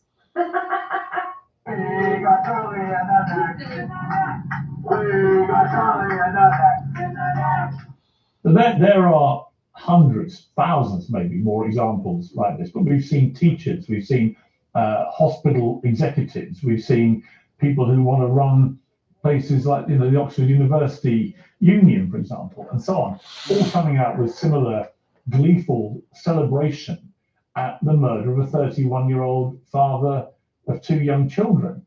I find it utterly despicable, but also quite terrifying, actually, that they're so brazenly doing this. What is your reaction to that? Well, I think my reaction is that I think it's reprehensible. And I think it is part of a much wider pattern of behavior driven by partly social media, but in particular the hyperpolarization of American politics, which is part of a big trend of legitimizing violence, of making violence an acceptable means of prosecuting your politics. Where I would disagree, possibly with you, possibly with other members of the panel, is that this is somehow just confined to the left, or the idea that this is just happening on the left. Yes, there have been examples of that. We've just seen it just now. I was disgusted at the reaction to what happened with Luigi Manzioni earlier in the year. Very similar sort of phenomenon. Yeah. But let's see where it's happened in other parts of the right. Do you remember what happened with Paul Pelosi, for example? Nancy Pelosi's husband almost killed to death. What was the reaction of not just Killed a random to death. accounts, not some teacher, not whatever, but Don Jr., Donald Trump Jr. He decided to put out a picture of a hammer and some underpants and say, "I've got my Paul Pelosi Halloween costume tonight." This is the wider legitimization of violence that we're seeing. And let's just have a look. I mean, let's talk about some accounts that I've been looking at. You've been horrified what you've seen on Twitter, some stuff I've seen on Blue Sky, some stuff I've seen on X over the course of the last 24 hours. Liberals can never be allowed to run this country again. How can you coexist with people that want to murder you? If you vote Democrat at this point, you're a demonic, evil person. I will support whatever saves our country. Trump has a blank check as far as I'm concerned. I could go on, I could go on, and I could go on. And I could give a list of all of the many occasions we've seen in recent years of right-wing, hard right, far-right terrorism that we saw against what happened in Minnesota. I mentioned Paul Pelosi, Josh Shapiro. In fact, I disagree, just as a matter of fact. Investigators found in the Shapiro case online activity and writings that included extreme right-wing, anti-Semitic conspiracy theories and rhetoric against Shapiro, who is, of course, Jewish and a Democrat, and in Michigan. And even in the last 24 hours or so, what do we see from Laura Loomer on Ilhan Omar, the Democratic Congresswoman, Laura Loomer being a very senior MAGA person? At the end of the day, everyone needs to realize that Ilhan Omar is a bloodthirsty Muslim terrorist sympathizer who has no place in our country. Her presence in Congress is a national security threat, and she's an enemy from within. So please, the idea that there is some sort of asymmetry on this, the fact of the matter is, America and indeed the UK as well, we've got into a really negative cycle here, where basically the temperature goes up and it goes up and it goes up. And then sometimes some of the people who are responsible for that turn around and go, God, I can't believe it's so hot in here. Everyone needs to pull back from the brink. Social media needs to actually be reformed and needs to be changed. Elon Musk has been pretty responsible for some of this stuff that we've seen as well. So let's not pretend. If we pretend that this is just a problem of the left or liberalism or wokeism or whatever you want to say, this problem is not going to be any better or get any better. Let's use this as a moment for all of us to look within ourselves and decide to be better. Okay, we've been joined on the panel by PBD podcast Angry Patriot, Vincent Hoshar. It's been great to have you back on our centre. I'm sorry it's in such awful circumstances that we're talking on this Friday. But your response to what Lewis Goodall's just said, that this is a problem on all sides, that political violence has been ratcheting up and that there's a collective issue that needs to be dealt with.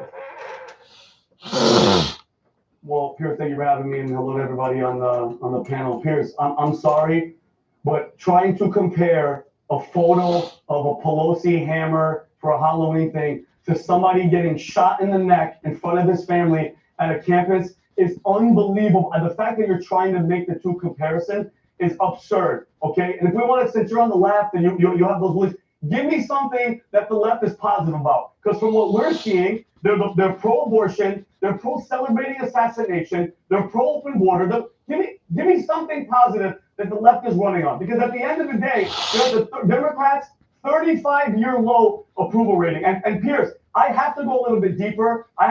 This isn't about left. This isn't about right. Charlie was a proponent. He was a Christian praising Jesus Christ everywhere that he went. And I think that's where we are, Piers. Ephesians chapter 6, verse 12 says, for we not wrestle with flesh and blood. Piers, it's principalities, it's evil, it's dark forces in high places. And it drives me crazy, Piers, that we've gotten to this point. And when Tim Walz and these people are like, well, I woke up, I wanted to hear bad news. Hearing TMZ lying when their freaking people are back there cheering of a murder of a guy that did what, Piers? He went to college campuses. He was peaceful. He just wanted to have a debate, a conversation. And it is the left. Okay, when Joe Biden got diagnosed with colon cancer, who was celebrating? How many thousands of people were out there praying and hoping for this guy to recover? Okay, no, there's something that's captured here. That image, that montage that you played, did you see the eyes of these people? Yeah. They're captured by something dark and they don't even know it, Piers. That's where we are. And I want to say something, Piers, before I give it back. Charlie was not murdered. He was martyred. And I want to say this in the Bible. I'm sorry, I never was this guy, Piers, but we're at the tipping point. We are here. We have to understand that it's God or you're on the opposite side. And Revelation chapter 6, verse 9-10 basically says, when a martyr's blood hits the throne of heaven, it turns the vengeance of the king towards the evil ones on earth. So for all the people that want to get mad and do something, stay calm and be easy, because God at the end of the day, Piers, has vengeance on all these people that are spilling innocent blood. Are you really saying that the American right, the Trump right, MAGA, has not got a problem with political violence? Are you comparing? Wait, are you comparing us? Who, by the way, No, who I'm the not left asking. I'm for asking how whether many you- years? That's 10 years. Hold on. Are you comparing the two? Is this left? guy I'm not okay? saying I don't know, against man. violence, Like, but show me where they're celebrating the murder of a father on a campus. Give it to me. Who celebrate Luigi Mangione when he's in magazines and girls want to marry him and want to be with him? No, you Go just ahead have and give it to me, because the if I'm from president of the United outside looking States in- son. You just have the president of the United States son tweeting out a picture of a hammer, making fun of a guy who nearly got killed because of a right-wing maniac. Please do not tell me that somehow one side is more morally superior than the other. This is not. And just what we're talking about. Excuse me, sir. While we're talking about political violence, what about January the 6th? What about January the 6th? Everybody keep bringing that shit up. Decided to try to use violence to overthrow democracy. January 6th. How many people died on January 6th? How many people, excuse me, since you're such an American historian, how many people died on January 6th? One, Ashley Babbitt, a fellow United States Air Force, excuse me, let me finish.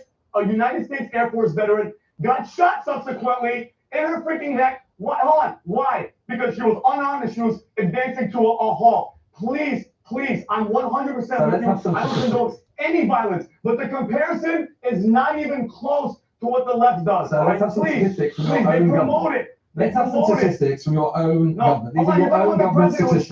Now, I know you might not want to listen to the facts, but this is the facts. A study from the US government itself says that the majority of political violence in the United States occurs from the right, not the left, from the right. We have also seen in my own country what happened with the assassination of a Labour MP, Joe Cox. We saw what happened in Norway with Anders Behring Breivik, all violence on the right. I do not say, as you seem to say, sir, that one side or other is morally superior to the other. I do not say that there will not be political violence on one side or the other.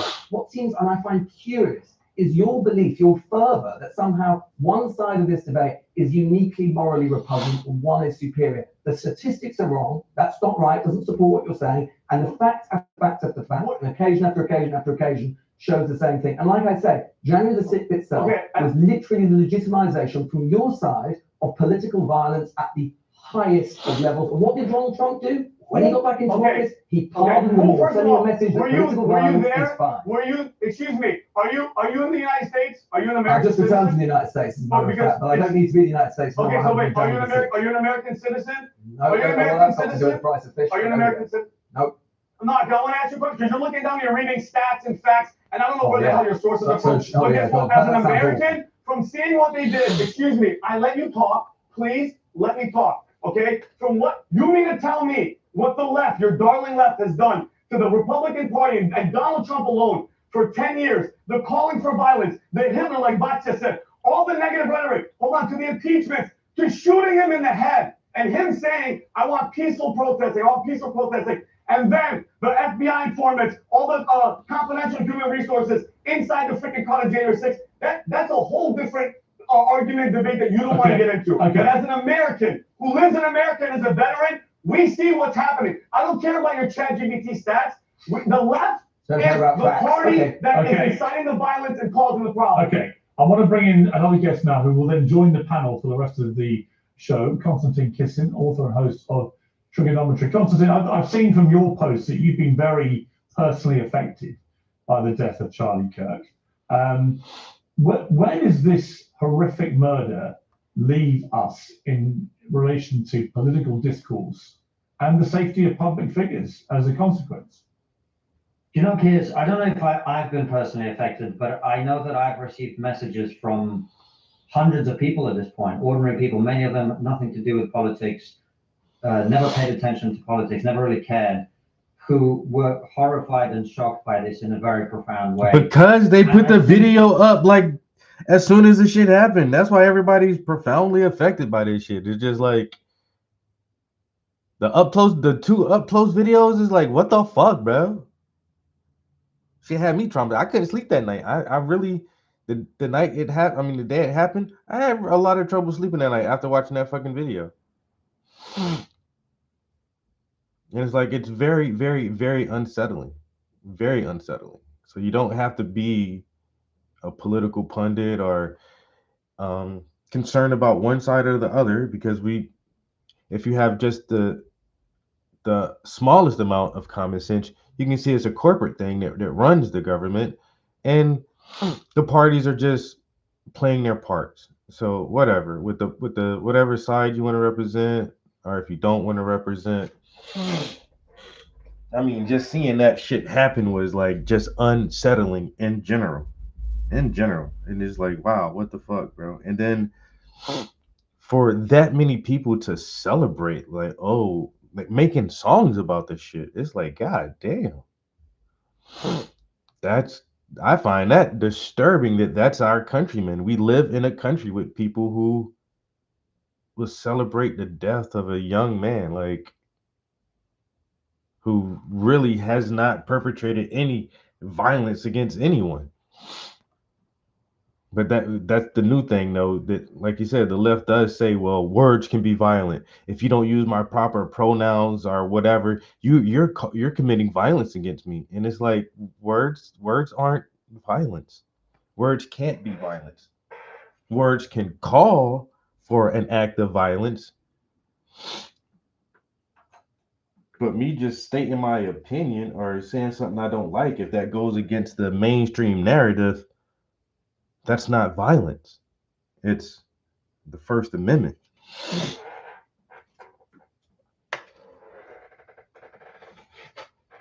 Words are violence. No, they're not, people. But, and I try to be more neutral as I possibly can, but sometimes the left side is just like, I understand progressive, but it's just like, in the last couple of years, people have been going too far. Just going too far with the men and women sports thing, and like teaching the kids sexuality at such a young age. This is a tough one. Support for illegal immigrants is just like, come on, guys. Come on. We gotta come together somewhere on some common ground somewhere. In the past couple of years, the left has just not been like, I don't think they've been super logical on a lot of issues. Like, let's just use common sense, guys. And how will this affect us in the long run? Not how does this make you feel right now, because you feel good about yourself and your actions are justified because everybody's happy. And making everybody happy is not always the best thing. Because some motherfuckers derive happiness from some sick shit. And I shouldn't have to cater to you and your fucking fetishes and all this shit to make you fucking happy.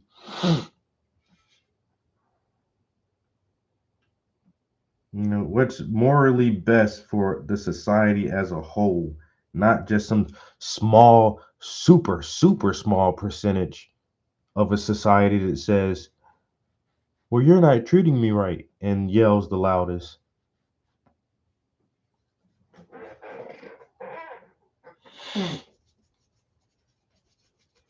I think we should always be progressive, always trying to be more humane and more understanding and more tolerant at the same time without losing critical thinking and common sense.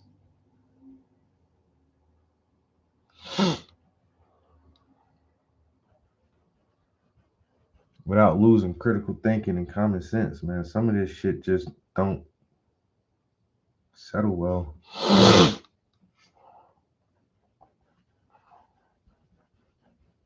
Have we not read Brave New World? Have we not read Fahrenheit 451? Have we not read 1984? I mean, come on, guys.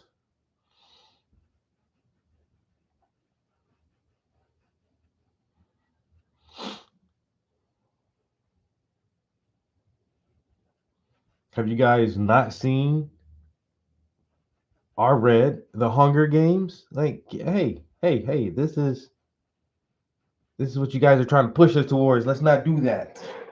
I don't want to live in the Hunger Games, you know? I don't want to live in Minority Report. The left and right piss me off. These son of a bitches. All of them are some motherfuckers. Some of bitches. I'm totally pissed, bro. Totally pissed.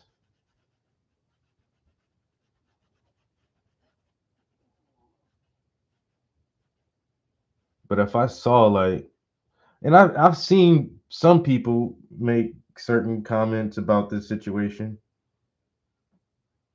that I definitely don't agree with. Like, show some fucking sympathy, man. What the fuck, bro? It's a person who didn't hurt anybody. Well, he said this and he said that. Y'all motherfuckers mad over a bunch of words. Well, prove him wrong. Prove him the fuck wrong. Well, he said this about black people. You saying that about black people. Well, prove him the fuck wrong. You don't think that's true? You don't think it's true? Then prove it. Prove that it's not true. Not celebrate because somebody fucking killed this dude. And so I haven't seen like to the extreme where I'm not fucking with people, but there's like those celebration videos and them singing and making up songs. If I knew somebody who did that, yo, I'm not fucking with you ever again in any shape, form, or fashion, bro. You just celebrate this dude's death, made a song all about it. If I knew somebody who did some shit like that about George Floyd, like, nah, I'm good, bro. I don't ever want to associate or talk to somebody who could do such a thing.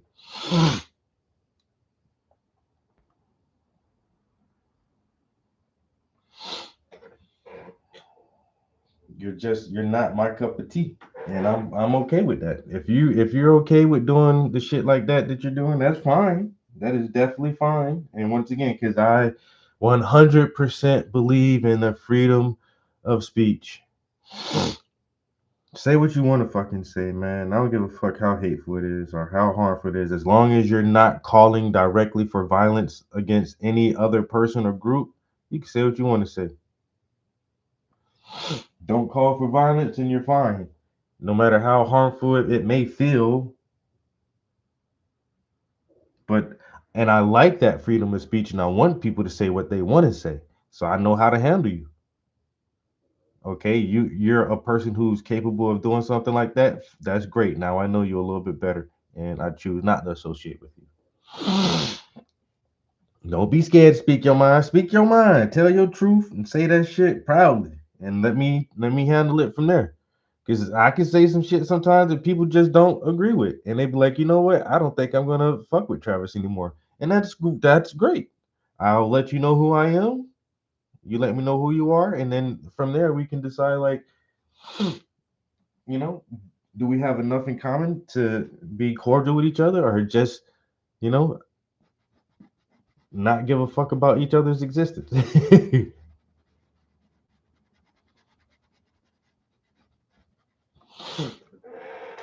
And I'm totally cool with that. Because I can't fake who I am. Especially at this later age in life. Like, come on, man, just be yourself. Just be real with yourself. Be real with everybody around you.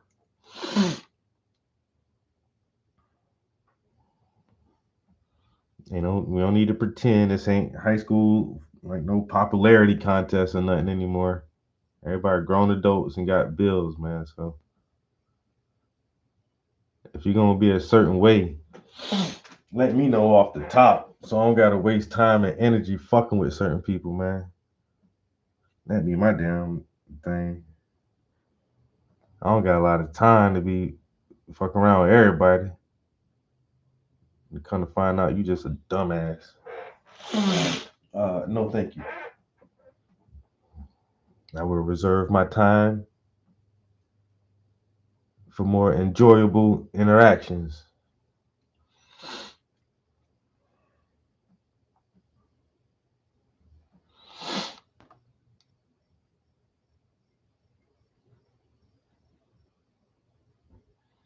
I say a buddy I had for a couple years. You know what I'm saying? An art buddy. When I start posting some pro Trump stuff, this motherfucker talking about, oh, I ain't know you was in a cult. I was like, oh, I ain't know you would even try to come at me like that. What have I not have I ever presented to you like I'm some fucking ignorant, irrational thinker? Or have I always had decent, logical conversations with you and try to express myself in the best way that I can? Or do you really think that I'm some fucking ditzy ass moron who can't make up his own mind? And then you're saying, oh, I didn't know you were in a fucking cult. Like, oh, that's how you think about me now. Okay, so I will never talk to you again.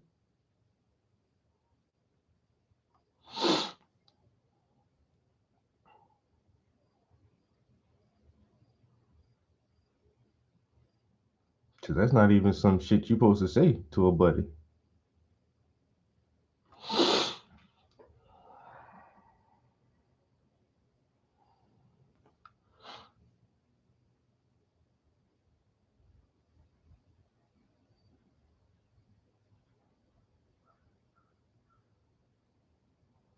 But it took you long enough to show your real colors. I could have been stopped wasting time on your ass years ago, motherfucker. Years and years ago. You just was hiding that shit that you were fucking deemed at. I ain't with all of that shit, man. I ain't with all that shit.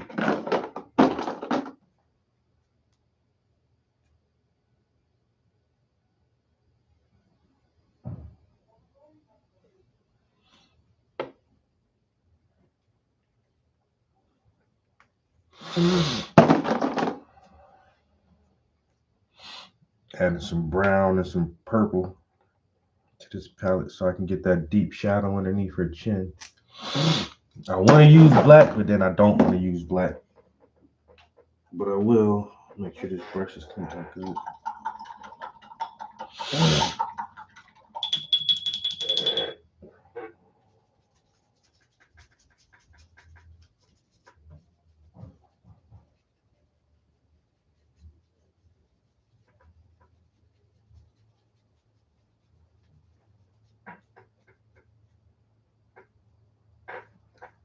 Okay.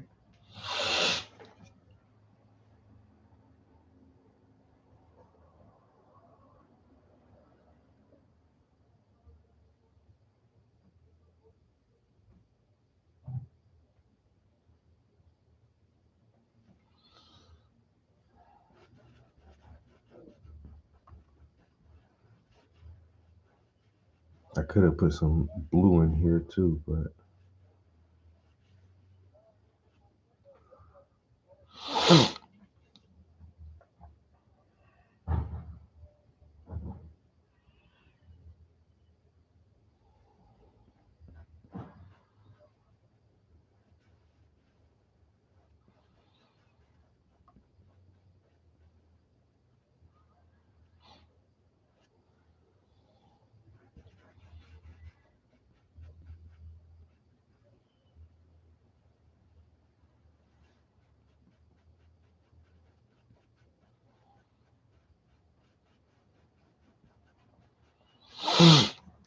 all right, I'll pull it right there. That looks deep enough. It looks dark enough.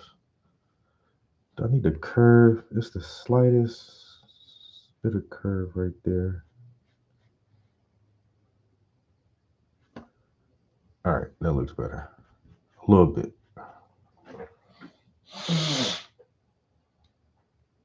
It's a number of things. You know, you've just had this very fierce discussion about political violence, and we're talking about politicians. But people forget that Charlie was not a politician.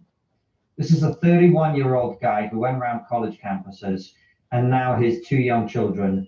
I mean, I was putting my son to bed last night, and I was thinking of his kids. Mm-hmm. And I know that millions of people around the world are thinking about that because they didn't see Charlie as a politician. Because I guess with America's history of political violence, all the way back to Abraham Lincoln, we kind of know that these things can happen. But I think what this has done is it's taken violence into a whole new realm. It's taken violence into the realm of people who just have conversations, for God's sake. And I think this changes everything in a very profound way. Of course, it has the potential to chill the debate, to scare people away from saying the things that they believe, the things that they think are important to say. I hope that doesn't happen. I know that my experience and the experience of many other people who do speak in public over the last few days has been a shock and horror, and perhaps fear too, that has morphed into resolve and an unwillingness to let this become the way that our conversations become silent, which I think is what Charlie would have wanted. But as for the debate we've just heard, look, I'm in a very conciliatory mood, and I think it's important that we're all responsible with our words. But I found it difficult to sit there and listen to this preposterous conversation you've just had. Welcome to your love story. Okay, what was preposterous about it? To help you tell it on Save the Date. I don't understand what, I mean, this time last year, I sat across from one of your guests, Cenk, on that particular occasion, in which he tried to persuade me for 20 minutes that Donald Trump was a fascist. That's how the left talks about their political opponents. And I'm someone who's not politically affiliated. I'm just looking at the facts of what I see. We have had for the last 10 years, what has happened to the word Nazi as a result of the woke left behavior is completely unacceptable. This is a word that we had for a very specific group of people that was supposed to describe people who believe in National Socialism and fascism. These words have very specific meanings, and the meanings that they had were very important for being able to describe people who are actually of that opinion. And instead, both in America and here across the Atlantic and Britain, we've had, and we're not talking about people on Twitter or people on Blue Sky. I'm talking about David Lammy, who's the current Deputy Prime Minister, talking about a group of conservative Eurosceptics and saying they're worse than Nazis. We've had this for a whole decade now, the complete dehumanization of people for simply having political disagreements. And so when I see that the killer of Charlie Kirk had these so-called anti-fascist inscriptions on his ammunition, I'm not surprised. I'm not shocked. Of course this would happen. And people like to pretend that this has no consequence. Well, think about it, Piers. You're a man, I'm a man. If you and I thought that fascism was actually here, as we keep being told, wouldn't it be our duty to stand up and fight? So can we really be surprised then when some deranged guy picks up a rifle and shoots someone who people on the media, people on TV keep saying is a fascist, keep saying is a Nazi, is completely irresponsible? And I'll just make one other point on this, because we've had this conversation. Lewis has talked about, well, there's violence on the left and violence on the right. He's right, of course. There are deranged people on both sides. In a country with easy access to firearms, there will be that sort of violence like we've seen in our country. It's not just Joe Cox who's been killed in this country. We also had Sir David Ames, an MP, be killed in Britain too. And he was a member of the Conservative Party, killed by an Islamist. And on we go. But there's one thing that I've noticed. A great mentor of mine once told me, he said, Konstantin, the greatest insights come from looking at what is not there. One thing I have noticed that hasn't been there in my mind, you tell me if this is different for you, Piers, over the last few days, I've had no expectation that there would be burning, looting, riots in the streets, attacks on police officers across America or Britain or the rest of the West. We haven't seen any of that, and we haven't expected any of that. And that's because political violence has been normalized on these far extremes of the left. And when you see those people celebrating, what they are expressing is now a widely held opinion, particularly among young people on the woke left, that if they don't agree with somebody, if they're not getting their way politically, they're entitled to use violence to achieve their aims. We took cancel culture away from them when Elon Musk took over X and opened up the conversation and forced other social media platforms to open up the conversation. So now, instead of using cancel culture, we've got violence culture. And everybody has to pull back. And I'm not calling for any kind of censorship, because censorship will not solve this. But the people who have spent the last decade calling their political opponents fascist, Nazis, and so on, they have blood on their hands, and they need to look in the mirror now and stop. I mean, Dave Rubin, I've been on this theme for a long time on this show, and I've got a book called, ironically, Woke is Dead, coming out next month. And one of the themes of the book is how radicalized so many on the woke left have become. And I don't for a moment dispute there are people radicalized on the right. But as somebody who used to identify quite happily as a liberal, I found myself completely disassociated from the woke left in a way I just never thought possible, where people on supposedly my side would start to become science deniers, biology deniers, but also develop this incredibly hateful mindset that if you didn't go along with everything that they believed, you would be cancelled, you'd be destroyed, you'd be shamed, you'd be vilified. And now, as we've seen with Charlie Kirk, you will actually be murdered in cold blood simply for having opinions that they don't like. It is, as I said at the start of this, it's unnerving. It's quite scary, actually. And when you see those TikTok videos of them so proudly talking about this, joyously celebrating a murder like that, I really do fear about what is going on. Well, Piers, it's not even that it's about his actual opinions. It's about the opinions that many thought leaders on the left purport that he has, which are complete lies. So look, I am in somewhat of a reconciliatory mode here. So I'd like to ask Cenk, I have 10 headlines here he has put up about Charlie Kirk. They are on his channel right now. And let's see if Cenk believes that these are true. Charlie Kirk says prominent black women took white people's spots. Charlie Kirk boasts about his all-white basketball team. Charlie Kirk gives piggish advice to high school girls. Ex-employee exposes Charlie Kirk's grift. Charlie Kirk embarrasses himself. Charlie Kirk's brain melts explaining anti-vax conspiracy. Charlie Kirk rants about women in their 30s. Charlie Kirk has literally no clue how the real world works. Charlie Kirk gets triggered, declines appearance over pronouns. Charlie Kirk doubles down on women-hating backlash. I am telling you, Piers, Charlie Kirk was one of the best human beings I ever met. He did not have a bone of racism, misogyny, or anything else in his body. But liars lie, and they gin up otherwise good people. From the little bit we know about this shooter, he had a stable household, he was going to college, he was fine. We'll find out where he got radicalized. But please, please, let's not pretend we don't know where this stuff is coming from. And please, let's not pretend that this thing is going both ways, because it is absolutely not. I also have well, you know what, Cenk, I'll ask you a question directly, actually. Do you think Charlie wanted to be martyred? Do you think Charlie wanted to be martyred? Do you think Charlie wanted to be killed? Yes or no? Of course not, dickhead. That's such a rhetorical question to even ask you. Such a rhetorical question. All right, guys. Hit our mark for this morning. Hey, in just 2 hours.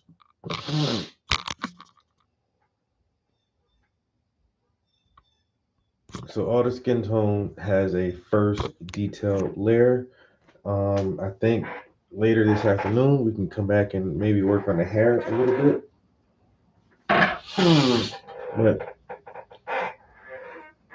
I am gonna take a break. I got a little bit of cleaning up to do from yesterday. Not much cleanup. That's a little bit.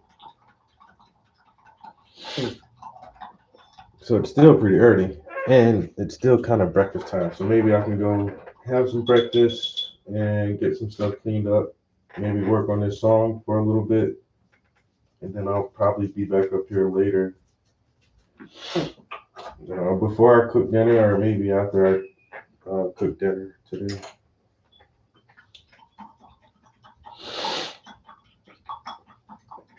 But appreciate you chilling with me this morning in the studio on this glorious, glorious Sunday. Sunday fun day, you know?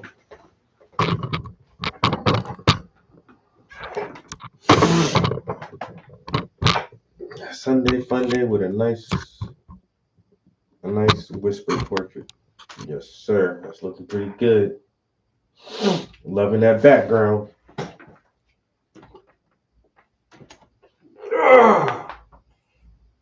Man. Oh, man. Shit.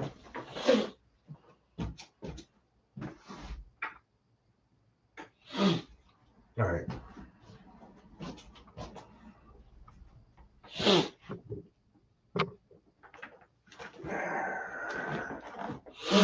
Yo, appreciate the company. Hope y'all guys have a good day, and I'll catch you in the next one. Peace. We out of here. Man.